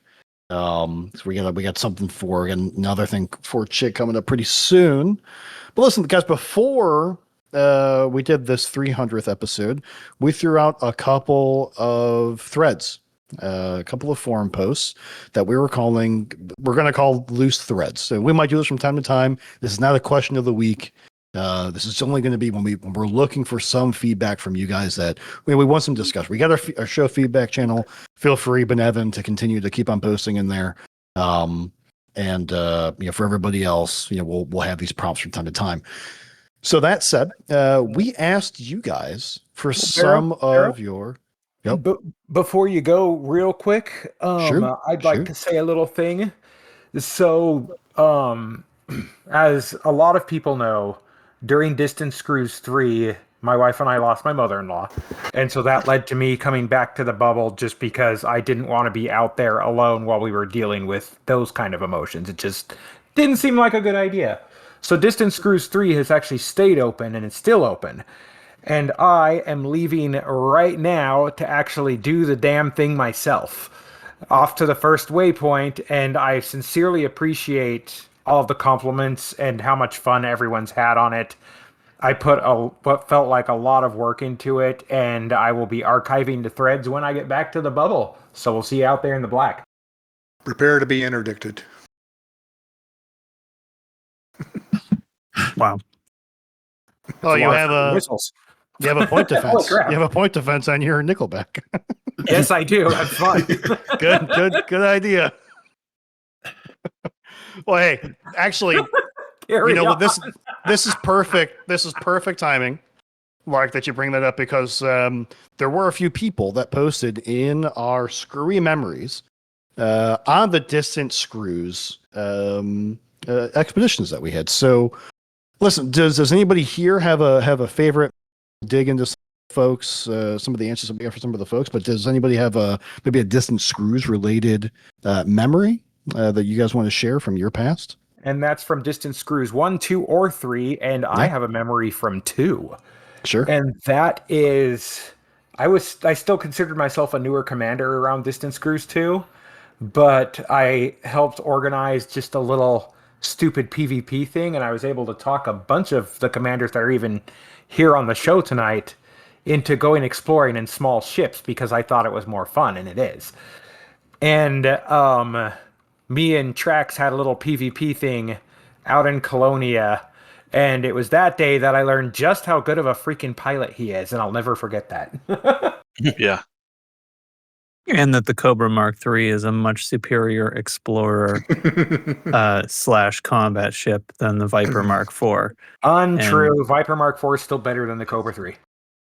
That is also the time. I will die on that hill. Yeah. that is also the excursion where all of us learned what a beast Dub Scout is. Oh my gosh, yeah. That Diamondback Scout was just... There's a reason that I used that ship throughout the Thargoid War. It is that good. And that was during the PvP event that you guys had out there? That DBS was doing some work? Oh, yes. Imagine a ship that's as maneuverable as a Viper, almost as fast as a Cobra, and it has no heat signature. It's running single-digit heat. Yep. That was a beast of a ship, absolute beast. But DS2 is also one of my fondest memories, and that was all of the fireworks at Evelyn's Light. Ah, so good. Nice. Yeah, I think DS1 was when I first joined. Oh, were you new then, Grover? Were you already exploring at that point, Grove, or were you? Did you go out? With I'd not long finished my master's, so I decided to get back and try Elite properly. And so I just managed to. Someone else, a friend of mine, had showed me how to go out and get a meta alloy and start engineering. So I just managed to get a Asp Explorer with about 40 light year jump range. Not bad. And I found the podcast, and so I connected and joined up with you guys. And then as soon as we got back, we kind of started the squadron here at Ross 310. So I've been kind of part of it since, the very first one. That is awesome. Also, Roy Cookson just shared in the chat a famous quote from our very own Commander Dubs that was coined on the Distant Screws 2 trip, I believe. Get strapped, or sorry, what is it? Get strapped or get clapped? It's fly strapped or get clapped. Okay, I thought that was wrong. Yep. He paraphrased. It's okay. Yeah, it's close fly enough. Strapped or get clapped. Yeah. There you go. He edited it. Every single Explorer I've ever had has had a weapons on it since. Yeah, for sure. You got to. Listen, we had a few other folks post that. Let's see. Jello posted A few of my favorite moments are leading Distant Screws to Evelyn's Light or the epic bronze medal AXI run. Mostly proud to be a founding member and love seeing people in voice and talking about game mechanics, F1 races, or comedic attempts at home repair while playing. I also want to congratulate all the on-air commanders for contributing to such a good show. Look forward to it every week. Player base is the best. We have supported and celebrated each other through a lot of life events. I'm glad to be here and will continue to be for a long time. Cool. Here. Yeah, thanks, Jello. That was great, Jello. Very, very nice. Yeah, I mean, I went to Evelyn's Light this year for Distant Screws 3, and that was honestly a really special moment for me as well because I went on because the expedition coincided when I was having kidney cancer surgery. So fortunately, they got all of it with the surgery, and all is right with the world. But that was a really special moment, for me, going out to Evelyn's Light because this little girl was facing a much grimmer cancer diagnosis than I had, and it was just special to be there and memorialize her. It was Absolutely. It's a very meaningful trip. It is. It is. It's the Loose Screws pilgrimage, honestly. It's been it's been good meeting other commanders outside of the squadron too, and being able to talk about it, like because they're brought up wanting to go to Evelyn's Light, whether it be on Reddit or other spaces, and actually being able to recommend them and give them a bit more of a background and point them to Drew Wagar's story and stuff like that too. So it's been good outside our squadron as well. Been a really awesome kind of part of the galaxy. Yeah, I think I did my first stream during DS3, which I didn't end up publishing it. So maybe it wasn't technically a stream, but I kind of recorded my first video. And honestly, if you haven't been out to Evelyn's Light near Colonia, definitely do it. So no spoilers from me. But you sit there and you're in the moment and you're listening to the sounds and you're reading the sights and such, and it really hits you. It's really quite beautiful. And without dwelling into too much, big ups to also just FDev for doing things like that. And that really seems above and beyond that specific memorial. So all good stuff there. In DS3 we also did a hill climb, and we'd had some folks mention that as a good memory. Crichton Zeroff says that time during the DS3 hill climb when we piled our SRVs onto Lark's Asp. What? Racing Scout. Racing. Then exploded during takeoff. Yeah, the whole thing is free. I don't think there's any way I could do that any differently. Then exploded during takeoff. Commemorated in a Roy Cookson episode, which definitely is worth the read. I gotta give a shout out. I gotta give a shout out to Volt. He pulled me in his Python 2 and got himself blown up. This is Volt. Go Volt. Since we're doing shout outs, I'll shout out Dione Symbiont, who pulled me in his vulture and got killed. Way to go. Guys, I'm so proud Stack them up. All right, what other memories from this group here is worth sharing from 300 episodes of your time with the Loose Screws? I know for a lot of us, it's Operation Bronze Medal too. Oh God, it is. Yeah. Oops, all gold is what I like to call it. Yep. Oops, all gold. And for those that don't know what that is. Are you wanting me to fill that in? Yeah, you do it. You do it, Trax. You do it, Trax. I just completed a fight. I'm just gonna land. I can talk now. At the height of the Thargoid kind of thing building up, Salvation getting ready to do his shit, everything.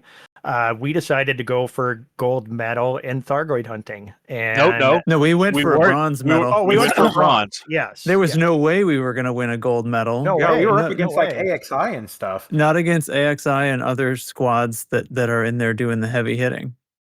So, but we were going to make a spent, show of it. What, 22,460? Is that the system? Like that I remembered a number. That was the That system where happened we during did those 60 days. Yeah.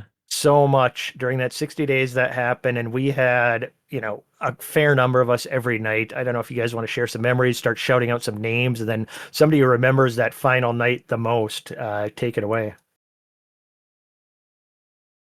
Not all at Cue once. tracks. Crickets. Oh, me? Okay. Well, these were the good old days, the heady times of when they first introduced conflict zones around anti-Thargoid megaships, and the megaships were shooting the interceptors with us. And back then, the conflict zones used to spawn Medusas on the regular. It all got kind of changed and kind of scaled down a little bit by the time the Thargoid War came around, and you'd very, very rare to see a Medusa out there. But these were good old times. There were missions to be had, and oh my God, we would stack up a bunch of missions, wing missions, and then we would all go down to the station. By the time our conflict zone was over, we'd all land, and we'd take turns. We had to land.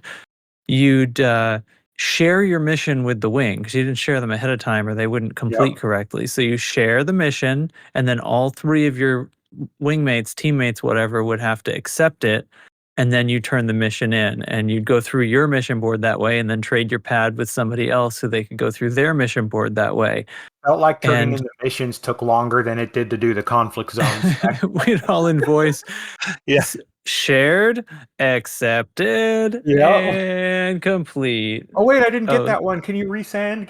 Yeah, terrible.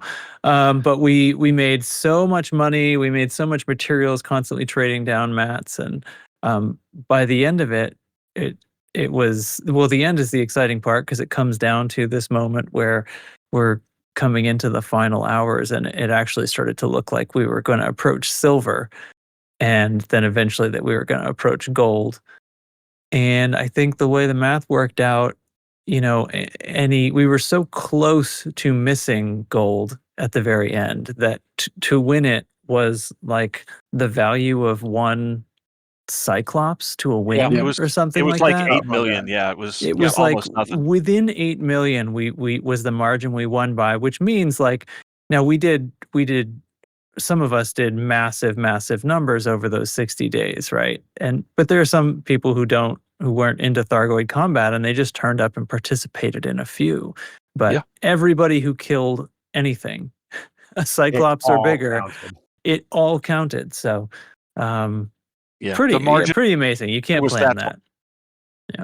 Yeah, that final night of the season, we were sitting there that night trying to kill the last few, and there was another squadron that wasn't AXI trying to get themselves on the board too. And us and them were kind of going back and forth, and then we started dumping some large amounts of bonds, and then it looked like we were going to get the top possibly, but we didn't know. We half expected AXI to drop a whole shit ton right at the end or something, and then it quit counting, and we had gold, and we were just shocked by less than the value of a Cyclops. And honestly, if I remember correctly, it was like in the hundreds of billions of bonds were turned in by each of the top three squadrons, and to be separated by 8 million, less than 8 million, was just insane. So every single person's contribution counted. It was, that's my favorite.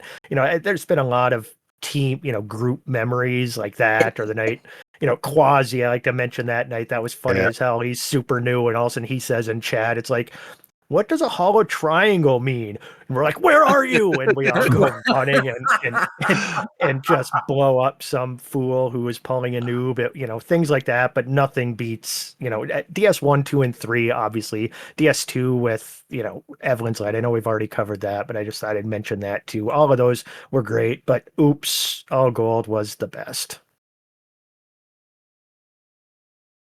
Yeah. I guess for me, there's really two that come to mind. One is Bumber and everything around it, and that hollow triangle that was I'm Bumber. That was a wildly fun night. And to be fair, I was doing some 1T trading back then. I really wanted to give us that conflict. Oh, man. And the best part was there was a week where I was like, we're gonna get it, we're gonna win, we're gonna get this, we're gonna go over not the conflict threshold, but the control threshold. I just wanted to get us to Bumber so we can go somewhere else. Well, the night of the tick, here it is. My macro broke and it didn't complete the sale that I needed to get us over the hump. So we woke up the next morning on Thursday, and guys, that is I am bummed. We're literally right there. Archer noticed. Was it Archer or Antal? I think it was Archer. They noticed. Archer, yeah. And that was the week. That was iBumber, and we had such a great time the whole week. And is actually it's I'm number because of Audaxius's excellent choice of using phone dictation to talk in a Discord all the time, constantly creating typos which become our whole culture. Pretty much. Yes. Language by typo. But yeah, that was amazing, especially for, Quasi and I hang out quite a bit in voice chat. And you can tell there goes Phil. Bye, Phil. It's like NL Hate wants a piece. Oh, I got a purple python. So I didn't combat log on you. So this is Quasi starting his career with Elite. He's hanging out with a bunch of guys that are really experienced in combat. He gets pulled, and what did we get? 5 guys, 6 guys dropping into that instance immediately. I dropped into the instance, and the guy was already either gone or dead, and I was just like, "That's right." Well, it was like like a guy and his buddy, and then his buddy ran back to a fleet carrier, which I can't forget. I can't remember the name, but it's something like Ashling's Panty, like Dream House or something like that, or something like that. Ashling's Bathwater Refinery. Yeah, and we just sat there in local chat. No, wait, weren't they feds? They were feds. They were feds. Yeah. They were probably still was named after Ashling's Bathwater. It probably was. And we just sat there in local chat, just berating them, landing in front of them. It was that's a core memory. And my memory from that is, you don't shoot our pledges. Only we shoot our pledges. Oh man, that's the truth. Yeah, and the other one for me was really when I came back to the game. It was really the end of the Thargoid War when I started playing in earnest again, really jumping back into chat with you guys. And what was it? It was like the middle of a week. It was the last. It was Coffee Joe, Cocky Joe, the last Thargoid Titan was going to explode at like 1 o'clock Eastern or something like that. And I don't know how many guys we had on chat that night, but it must have been close to a record. The line was so far down. Like, I just checked on my phone just because I woke up during the night and knew that was going on. And I was just scrolling and scrolling and scrolling of people in voice.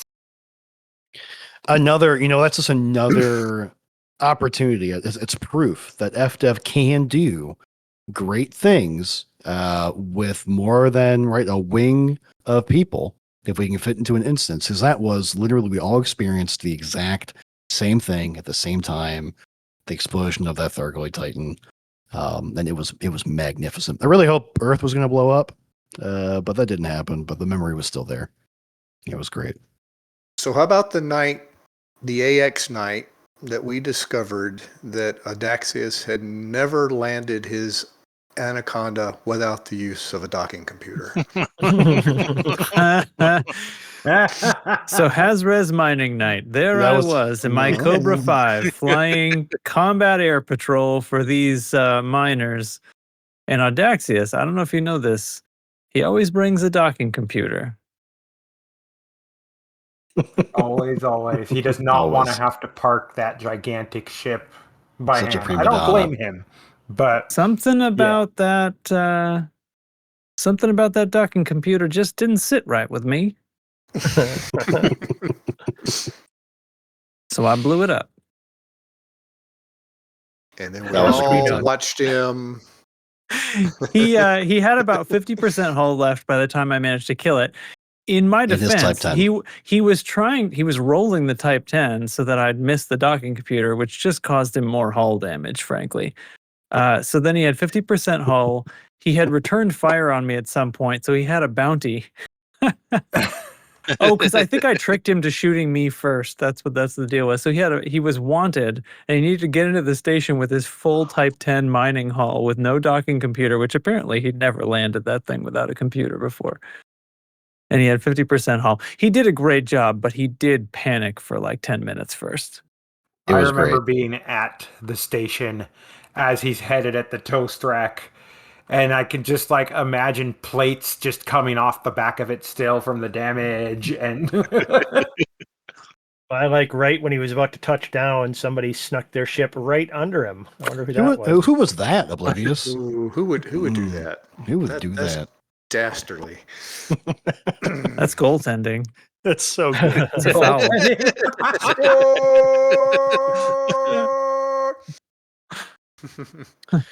Awesome. Hey, any other memories we'd like to share? Anything that's sitting out there before we move on? We'll all right. Well, listen, that was a good enough silence. Up, we got one. You don't. Nah. You don't. Okay. Move on. Well, guys, listen. We're gonna Take it keep on. that. We're gonna keep that thread open. So keep on throwing those screwy memories in the thread. I can already see some new posts coming in there. Honestly, some great photos too. I gotta stop just allowing embedded photos or pictures, but yeah, keep them coming. I think next we're gonna get into a little bit of a game, but first I've got one more little soundbite to play you guys. I'm gonna do that right now. Pre-muting. Huh? We need to record the thing for the loose screws guys. Who? The loose screws guys. Who? You know, Jimmy Tricks or Dactydimus, that lot. Who? Hello, loose screws. Hello, loose screws. Although no one has actually asked me to pick a favourite from the crew, because it would be cruel and unusual, I am going to. So we have got a bit of a soft spot for Nurgle, I think it's fair to say, because he's closest to our age and he really does get the roughest ride from you guys. We're also quite fond of LARP. What's that? LARP Shabba? Yeah. But really, if I had to pick a favourite, it would probably be what's his face? Chug. Seriously though, 300 episodes is amazing. a hell of an achievement. Really amazing. I honestly, I didn't think you'd get past 3. You don't look a day over 275 either. Don't, so do I mean, they? they're don't, doing do good. they? Looking good. I know. Most of them though, it's not the years, is it? It's the mileage. It's the mileage, really. Yeah, I'm looking at you, Chug. Congrats, guys. Yeah, love you guys. Well done. Yep. Sterling effort. Boiled beef and carrots. God blimey, God bless you and your good lady wife, Stone the Crows. 07. Bye. Bye. What the fuck was the ending? It might be the most King's English thing I've ever heard in my life. Stone the Crows? They're mocking Daxi. Oh, they've got to be. Yeah, that's a Daxi troll.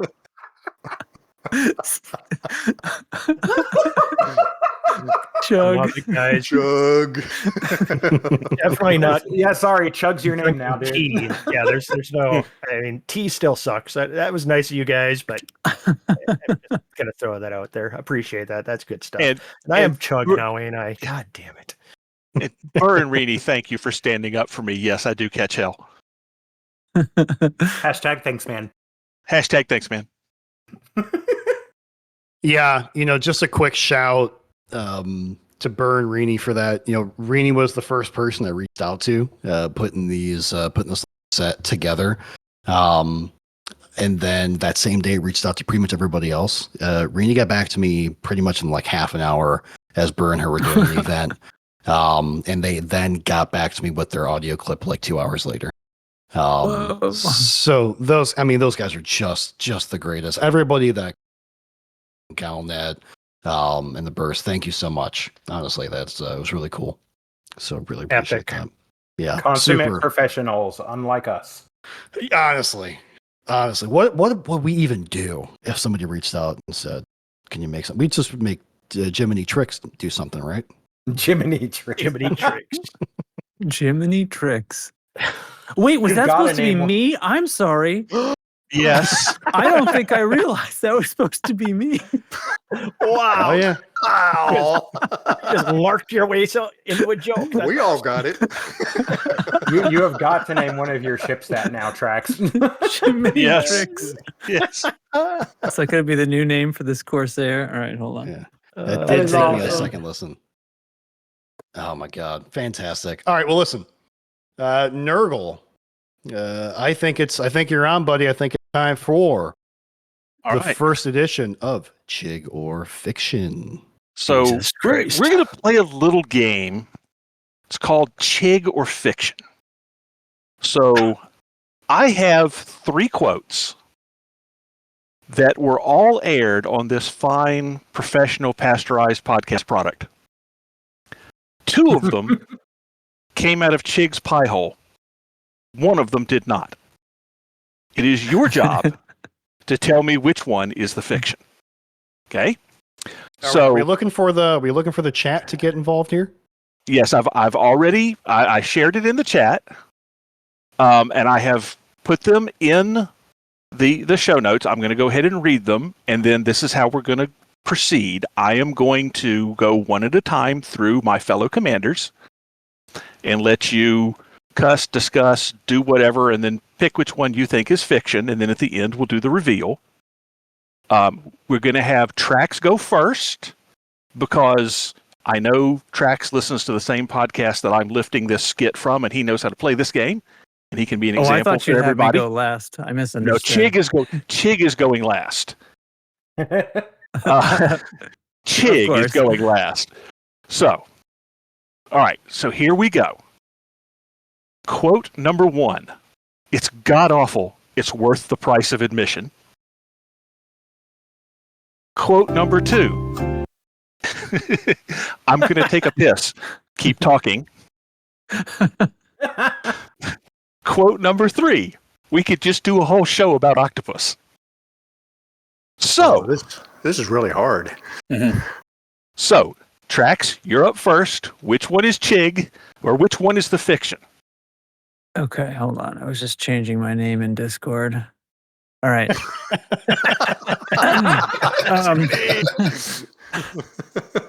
Okay, so I'm peeking up. You put it in the chat here. I believe it's also in the show notes. Got it. Ooh, a hint. I think the fiction is number 2. I think he actually said it's god awful, it's worth the price of admission, and we could just do a whole show about octopus. Okay. All right. Final answer? Although the octopus one might have been oblivious. Or Audaxis or something. No, I'm gonna stick with it. I think anyway, I'm gonna stick with it. Lock it in. All right. Next up, Grover.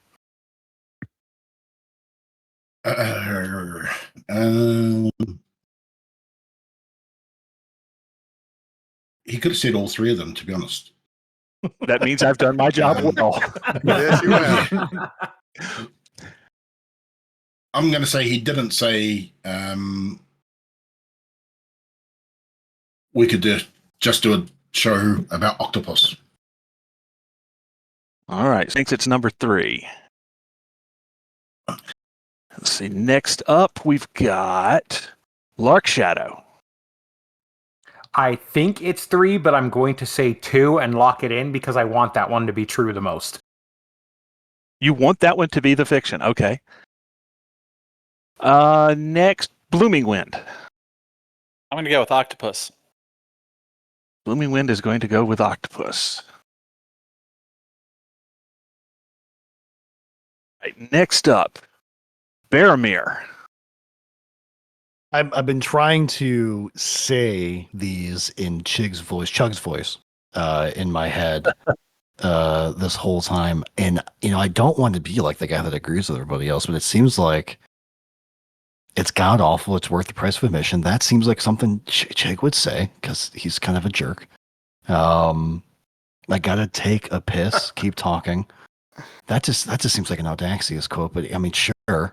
There have been episodes where there has been episodes where Chug's doing a fair amount of drinking. So Exactly. Story. So that's definitely listen. You break that seal, and you know what it is. Listen, I don't know if that says something about the podcast or about us as friends. I think I do have to go with 3. That seems like the fiction. All right. Oblivious, you're up. Number 2 about number 1 is the fiction. Huh? Oh, okay. He's picking 2. Yeah, I got you. I got you. It took a second.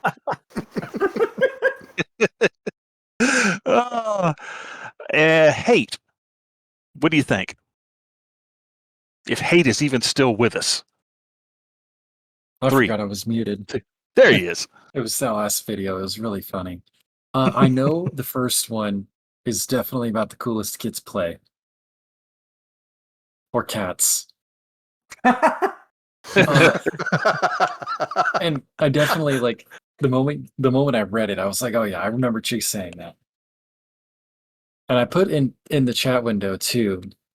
Put 3 in, then I edited it to 2, and I think it's 3. You think it's 3? But I definitely heard the second one in Ty's voice at first. Interesting. All right, so only one left, Chig. See, this was actually really good. I mean, I heard number 2 in Ty's voice. I really did. I thought Ty said that at one point, but if it was an episode where that one specific episode where I drank way too much, I definitely could have said that. An octopus. See, I think somebody else said number 3 also, but I was talking about octopus one episode, and that's why somebody else might have said. I'm going to go with. I did not say number 2 for some reason. I hear Ty saying that, but I can't be sure. So I'm Chig's agreeing with Tracks. Interesting. All right, so you all think Chig said number 1, so we'll start there. It's god awful. It's worth the price of admission. So that came from episode 134. That was referencing the movie Con Air, and it was said by Chig. Yay! Congratulations, everyone. That is All the right, best so movie review ever. All right. And that's why you said that. We were dissing on Con Air, and you came to its defense, and you're still wrong, but we love you. I know I'm right there. It's god awful, right. but it's Right. worth the It's price worth of the price. admission. All right, so we've got a tie. So Trax, Lark, Oblivious, and Chig think number 2 is the fiction. Grover, Bloomingwind, Bear, Mirror, and Hate think it's number 3. So we'll keep doing these in order. All right. Number 2. Change my name. I got to take a piss. Keep talking. Okay. That came from Ep 102. In the beginning of that episode, there was a diatribe that Ty started and some other people joined in on about people who announce when they have to go to the bathroom in the middle of the show instead of just typing it into the chat. I mean, and that was in like the first 5 minutes of the show. And then at the very, very end of the show, when we're wrapping it up, I got to take a piss, keep talking, was said by Ty. Oh, so that one is the fiction. That one. So Trax, Lark, Oblivious, and Chig, you're right. That one is the fiction.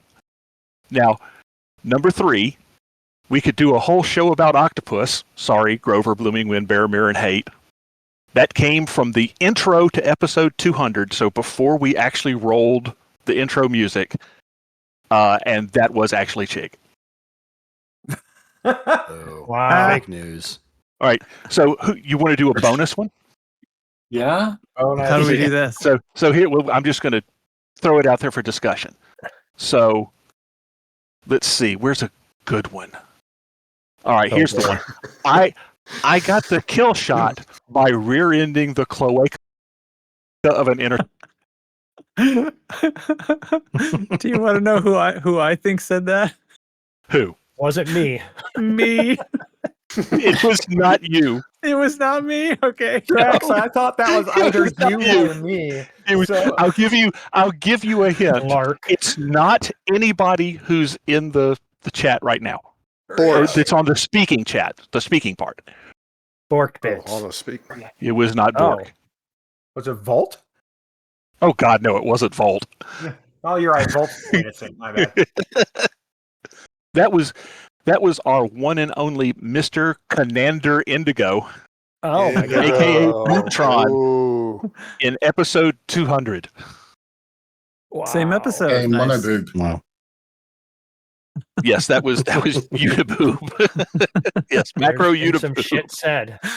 There has been some shit said. Yes, there has been some shit said. But y'all did good. I've hopefully those were confusing enough that everybody was wondering what it was going to turn out to be. So Yeah. Oh, for sure. For sure. I was not sure. I would not have bet money on that one for sure. No, not at all. well, see, there was a reason Chig had to go last because whatever Chig picked was going to influence everybody else. So Sure. Absolutely. Nice. That I'm was just glad fantastic. Did remember it being tied, that. and so did Hate. Hate mentioned that too. yeah, I mean, of course, I've listened to it recently, so I always hear it in Ty's voice. But yeah, Yeah. cool. That was Wow. fun. Cool. Nice Thanks, work. man. Thank you. For setting that no, up. that was great. All right, no, so this has been Oh yeah, I did not get that right. so this has been a 2-hour Episode so far, and I really wanted to leave some time Q&A. And I think we probably could do a little Q&A. Now there were some questions, so we'll try to keep this to like a 5 or 10 minute thing. God, this is not going to. So we've got. Let's see where it goes. See where it goes. Yeah. Let's just try to. Yeah. We'll try not to pontificate and talk over each other too much Yeah. because this is important probably. Yeah. So we've got some questions beforehand. I think this is we're going to go through the couple of these, and if you guys have any questions, throw them in the chat, and we're just going to answer them live. So if you have any questions, throw them in the chat. I'm going to start with a couple of questions that we have, and they're not really geared at anybody specifically, but I will start with Dion Symbiont. His question. And he's asking each of us. I'll just ask for a couple of stories. How did we all find Elite Dangerous? Does anybody have a story behind how you got in? I have mine's quick. I do. Yeah, go ahead. So this is deep in the community. I was playing on my phone, watching YouTube videos with my new son. And I was like, man, I really want to get back into Elite Dangerous. I have it on PC and it's on Xbox. I'm gonna play it on some Xbox. How the fuck do you fly a spaceship? I'll just watch some YouTube videos.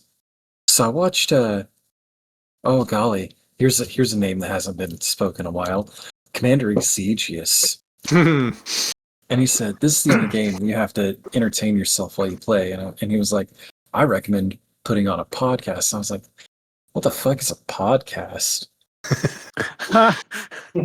I was like, all right, are there Elite Dangerous podcasts? All right, what's new? And then what's in English? Oh, look, an American podcast. And I followed it, and I was like one of the first 20 people in the Discord. That's true. Cool. That's wild. That's awesome. Yeah, early days.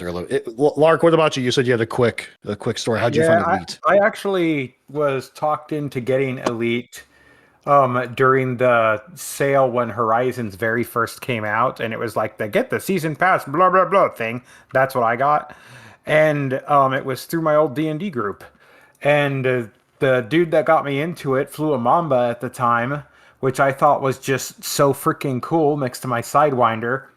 And it's just been history ever since. It grabbed me. Yeah. Some of us played Elite in 1984 on a Commodore 64. You're old.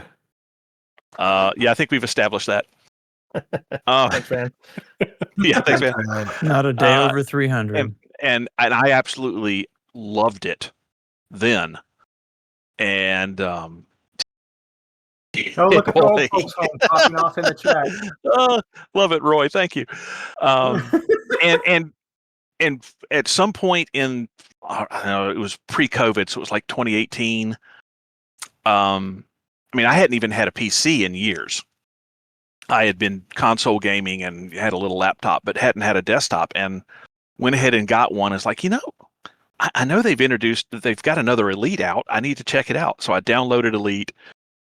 And this was pre-Horizons, and played it for a little bit.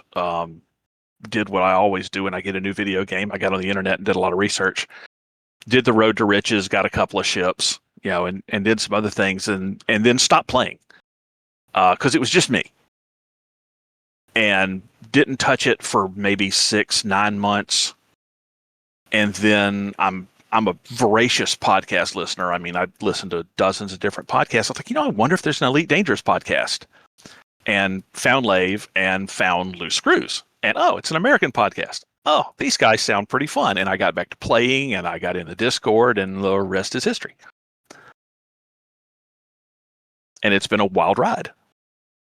Mm-hmm, Yeah, mm-hmm. Samesies. The end of that is like mine, because I listened to podcasts for like decades or however long they've been a thing. And so it was just one of these, like, I finished the game I was playing. I think I used to do a lot of single player games, and I think it was the Dishonored series. So like the third one of those. So good. I love they were great games. Anyway, if you never played Dishonored, there's three games there, kind of 2.5. The last one was a bit shorter, but they're still good. Anyway, I finished and was like, geez, I don't have a game. And I was like Googling and ended up like sort of finding it and all this stuff about, I don't know, you might not like this one. It's kind of crazy, the distances and all this crap. And I was like, geez, I kind of think you're warning me about a bunch of stuff I would kind of like. But then, likewise, was like, after I got into it, was like, there must be podcasts about this. And there we go.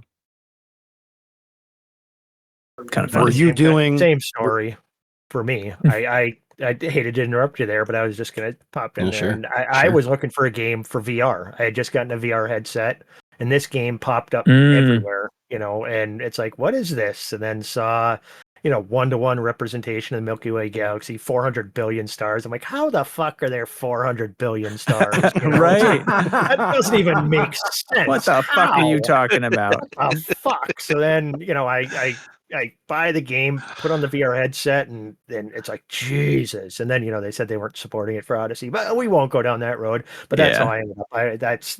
VR sold this game to me initially. Well, brought it to my attention. If I'd have read about all the systems and like Trek said with these distances and all this stuff, it's like, wait, that sounds realistic and kind of cool. What is happening? And it's just been my jam ever since. And honestly, without the community, I wouldn't still be doing this. If I wasn't doing this podcast, no, I'd still be playing. I'd just be doing chig type things, like chug. You mean chug type things? Yeah, sorry, chug. No, well, no. Yes. Now I do chug type things. Back then, I was doing chig type things. So. Well, that's funny, because I found this game and it introduced me to VR, because once I got into it, it was like, oh, people play this in VR. Hold on. So vice versa. I'm going to get one of these here headset thingies.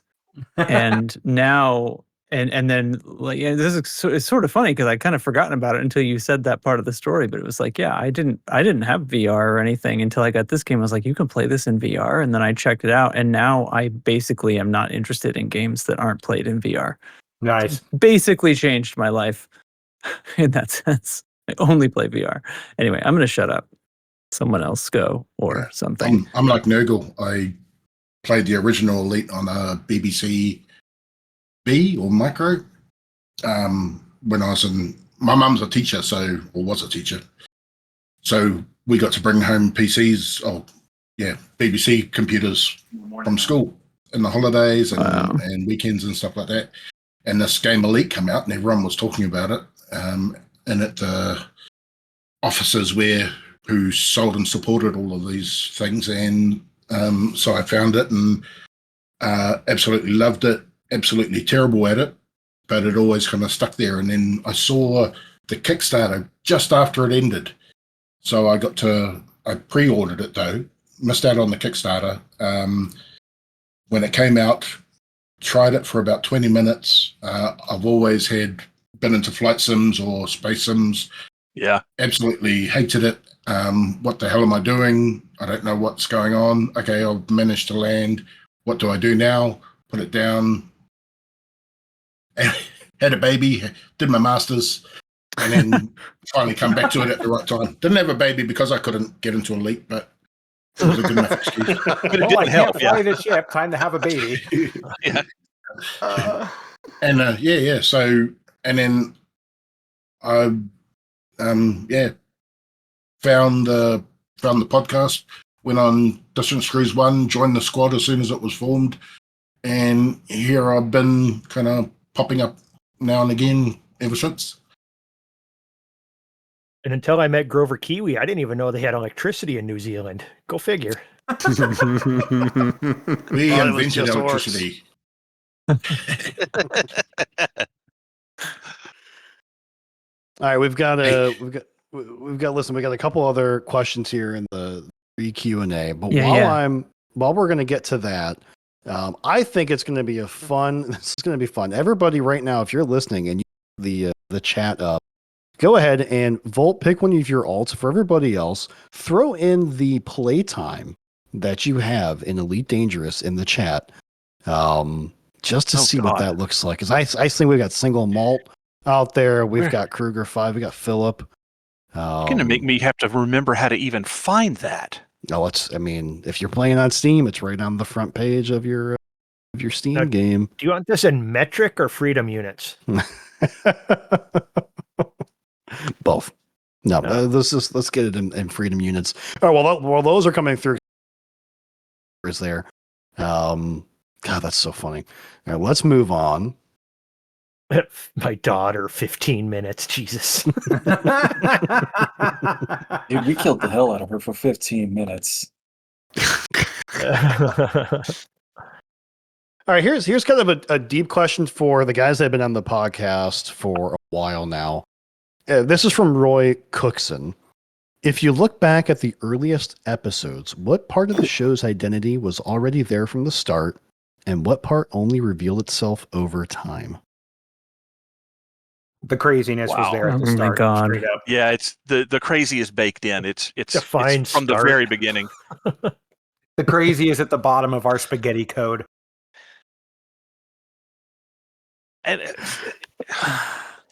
there's a whole bunch of inside jokes that have just grown up along the way, like 3311. Motor D steady. Motor D steady. Yeah. The growth of AI. People plugging into the different large language models, the different images, and when AI couldn't do text worth of shit, so we'd get weird words, and we just adopted them into our lexicon. It's just become a thing. So that's interesting how that's grown. Yeah, the memes are a thing that happened organically. I think it just became part of us. A little more globally. Earlier on in the show, there were attempts and plans to have formats, and indeed, more rigid formats, especially it sounds like a joke when I say that, but I mean, we had designs on being sort of thing, and so varying levels, varying grotesqueries of production level have been attempted, and eventually, some of it just started to get, it was too long, it was too rigid, and it was tough to stick with because we really just kind of want to hang out. I don't think I would have kept going with this, or the other podcast I do with my friend about guitars and music. It's the same shit. We really actually just hang out every couple of weeks and we just record it, and that's why it's a podcast. And if it was something else where we had to do certain things or it required outside work and stuff like that, I probably wouldn't have stuck with it. So the thing that has stuck around is anything that is entertaining and fun for us turns out to usually be entertaining and fun for other people. And as long as it's doesn't take a lot of work and we can kind of keep doing that and it's not onerous, then those are the segments and bits that have stayed over the years. And then especially lately, it's just like, who needs segments? We're just like, it's really distilled and just It's chit-chatting. really become space buddies, like 100%. Yeah.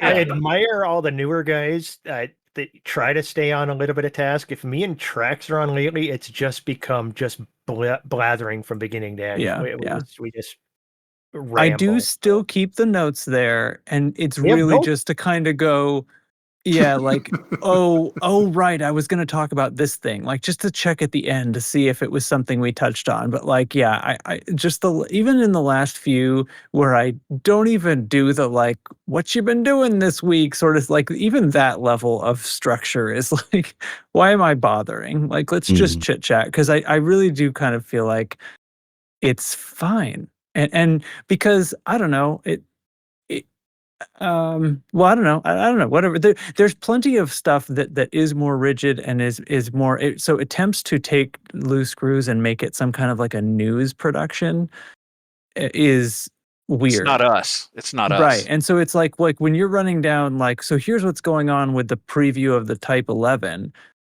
It's not the better way to learn what modules it has is in Burr's video or is in Galnet News Digest, right? Absolutely. So, but we're just like, so it's like really just hit on that, bounce off of it, and just start chit chatting.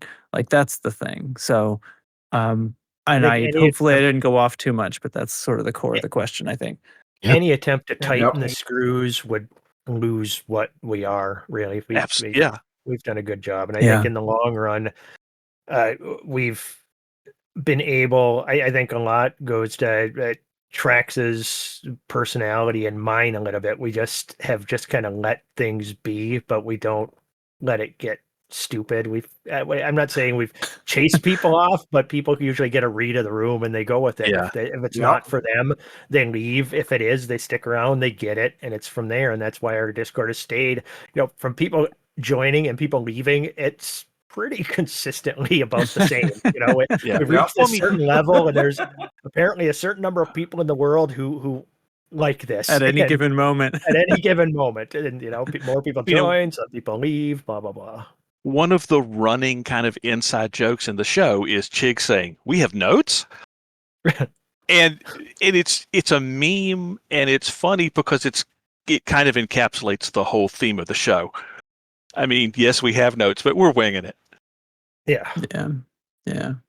And those shows tend to be more fun for us, and they also don't. I mean, they don't get less response. we still keep both listeners. Yeah. If we had a lot of feedback saying, "What the hell is wrong with you guys? Stay on topic," then maybe I'd think about changing something. But probably that would just lead to the cessation of production. So don't tell me that, I guess is what I'm saying. At the end of the day, we're not getting paid to do this. We're doing this just because we enjoy the game, and we're just here to have fun. If we wanted you're to not get getting paid to do this stuff, it would start to feel like work and seems like a task. I mean, I don't have. I don't know. If FDev was doing a better job, maybe I'd feel the desire to promote them a little bit more and put in a little bit of work. But right now, until they start putting in some real work, I'm not putting in any work. Just Samesies. Also, I found an Earth-like world. Woo! Yeah, you're already out exploring. That's great. The game system also has a water world. Is Kevin Costner down there? That was also my wife, by the way. And that soundbite from Distance Kevin Cruise 2. Costner was? No, Kevin Costner was not my wife, but the sound of somebody wondering if Kevin Costner was on the water world for the water world sound effect, because I used to do a lot of that sort of shit. I did a lot of like streaming on that trip, and it was wild. Yeah, sound effects. Epic. Good stuff for sure. Yeah. PU. All right, well, Leslie, looking at the chat, it looks like Benevin might have the most amount of playtime in the audience. That's 75 weeks. What's that like? Whoa! Is it like 8,000 hours, 10,000 hours. Yeah, but we What know is it? Benevin just leaves his computer on all the time with the game running, so we can toss He just that. has a macro going that's just sitting there distilling bath water. But Hey. single malt Stucati wins because he's got 69 weeks. Nice. Nice. Yeah, nice. Oh, God. The You number of listen. times I get on in the middle of your night and there's Blooming Wind or someone else that say they're on, so I message them in chat and no reply. Because No I'm reply. just falling asleep at their keyboard or I'm guilty of that. Aren't we all? I forgot Oh, to that's look good. mine up. All right. Where do I find this? Right on your Steam page. Steam Well, page. that's Oh, it's not in different. game? It is It in won't game. give You it. go Steam is in hours. Where is it in Codex, game? Commander, Codex, Yeah, and it is. Commander. And then It's right. on that time page. played. I have 21 weeks, 8 hours, and 5 minutes. You got to pump those numbers up. Yeah. Come on, Shiggy. What do you got? What do you got? I only have only 40 weeks. 40 weeks, 5 days, 12 hours. All right. God, I felt like you were going to have it. Yeah. I'm a little disappointed. A lot of people Yeah. think that. I just tend to get a lot done in, 40 hours Yeah. isn't a little bit of time, Wow. but I tend to stay pretty goal oriented. This is I'm just an indictment of everybody with much higher scores who aren't CQC elite, because honestly, you have been Slackers. really farting off over there for all those weeks. There's a lot of weird stuff in that Commander Codex. Yeah, there is. Oh, yeah. No, it's good. It's good. All right, well, listen, I think that rounds off our Q&A. Just we're going to wrap this up a little bit, so I'll do some, we'll have some final words from folks. But just to drop into our community corner a little bit, Roy's Stories Season 2, there is a special Loose Screws 300th episode. Amazing. Fantastic. All the way through. Honestly, I started rereading from the top. I'm in I'm in Season 1, like halfway through again. It's a great read. Oh, you're rewatching it, huh? Doing a full binge rewatch. It's fantastic. Listen, we're gonna end this episode with a NL Hair. What is that? NL Hates segment. But before we do that, I'm gonna have you preview it a little bit. Any final words from the Peanut Gang? Any live questions you want to take? Do you want to see if anybody's got a question? Want to get their voice on the show briefly? I mean, There was one live question, so not that many. Alexander Corbin asking us what would the next ship be after the Type 11? The Type 12. 12. So obviously it's the Type 12. Thanks, I don't Silver. know. God, I can't. either a type with a higher number or a mark with a higher number. We want those two. It'll There be are a something few lower Mark II. numbers. Yeah. Yeah. A medium passenger ship. Oh. Saud Kruger has been a little bit quiet. I think that's probably a good bet, right? Yeah, that is good. Considering they went with mining this time. Yeah. Just another one for people to bitch about that it's a medium. That'd be great. Yeah. But it's I filling a just medium void. I thought we had all the mediums. Or didn't we have all the medium ships we need? No. Oh yeah. Well, Yeah. we were supposed to. That's have why all they of them, made yeah. a miner. Yeah, No. sure. Right. But now they're going to start putting out ships with specific modules just to make it so this ship does this. We've entered the era of unique modules, so be prepared for that. But actually, passenger liners are the ships that originated unique modules, so full circle. There it is. I know I wouldn't mind an actual large combat ship that isn't rank locked. It's not the Type 10. I don't want to talk about the Type 10. I spent a weekend in one, and that was fine. I'll never be in the ship again. But a proper large combat ship that's not rank locked would be fantastic. What about like the spirit of the vulture in a large ship? It would just have I don't Oops, know. all size 4 hard points. It would be just 4 size 4 hard points and a class 8 distributor. Yep. Oh, that'd be great. I'd would buy be the shit vicious. out of that. That would be vicious. Jump It just- Symbiont in the chat says the turkey vulture. Turkey vulture. That's perfect. Excellent name. Oh, that's great. All right. Well, I think that rounds us up. Guys from the crew, any final words?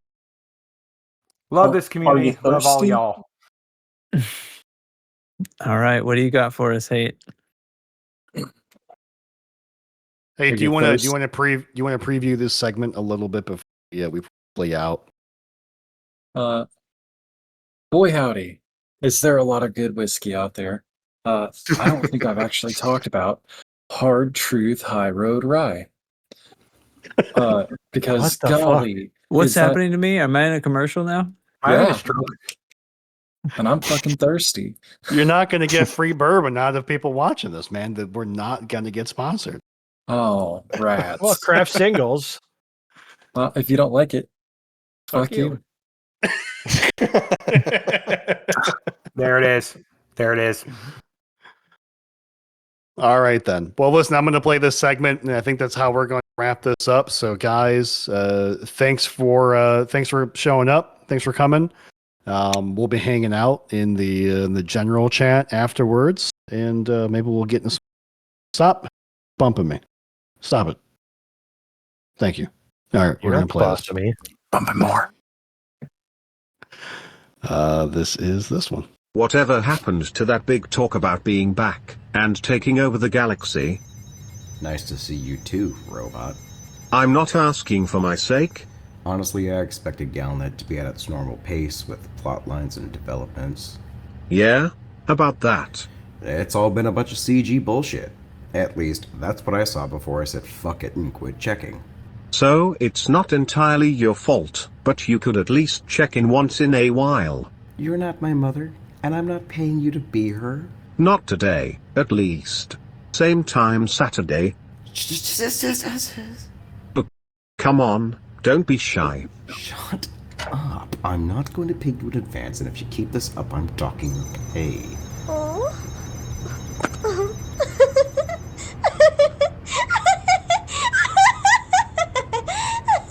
Shut the fuck up. Fine.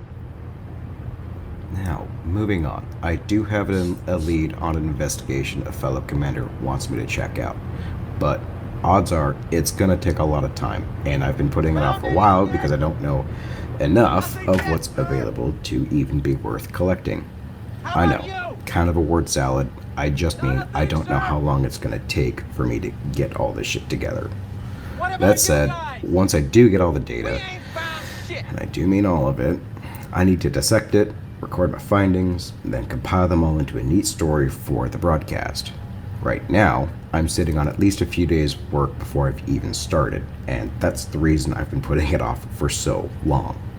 I don't know when the fine folks of the audience will hear from me again, but my guess is realistically next month. Depending on the results of collected data, the segment could be just as short as 2 weeks out, most likely 3, much longer, and I've either stumbled onto something or got sidetracked again. Ooh, that's interesting. Assuming your computer repairs go smoothly. Yeah. Speaking of sidetracks, figures that not long after Elite starts working again, my boot drive is on the verge of failure. The building is on fire. That's tough luck, my guy. Could it be a sign? I hope not. I'm not ready to give up yet. I'm just saying, if the universe is giving you a sign, and with your recent distractions. I'm not going to go into that right now. Besides, it's going to take more than 2 well-timed coincidences for me to give up. Believe in coincidences, but don't trust them. Yeah, something to that effect. Right. So, what's this investigation about? You noticed where the carrier is? Yeah, in the middle of nowhere. Take another look. We're in the snake sector. Yeah. And? What about it? Come on, give it some thought. That does sound familiar. Wait a minute. No, you aren't actually going back there, are you? Please tell me you don't mean. Oh, I do. And it's our first stop. Get it out of the way first. Makes sense enough. All right, I'll make sure the fire team is ready. Smell that? You smell that? Napalm, son! Nothing else in the world smells like that! Good. And one more thing. Yes? Since we know we're not alone, I want to take this investigation a little further. If the data comes back inconclusive, how will you be able to do that? I don't know, but something tells me if we manage to crack the code and find more, we could be in for a surprise. Our scientists have done things which nobody's ever done before. Yeah, but your scientists were so preoccupied with whether or not they could, they didn't stop to think if they should. Until next time, fly loose, fly screwy. And the crowd goes wild! Yay! All right, everybody. Thanks for coming.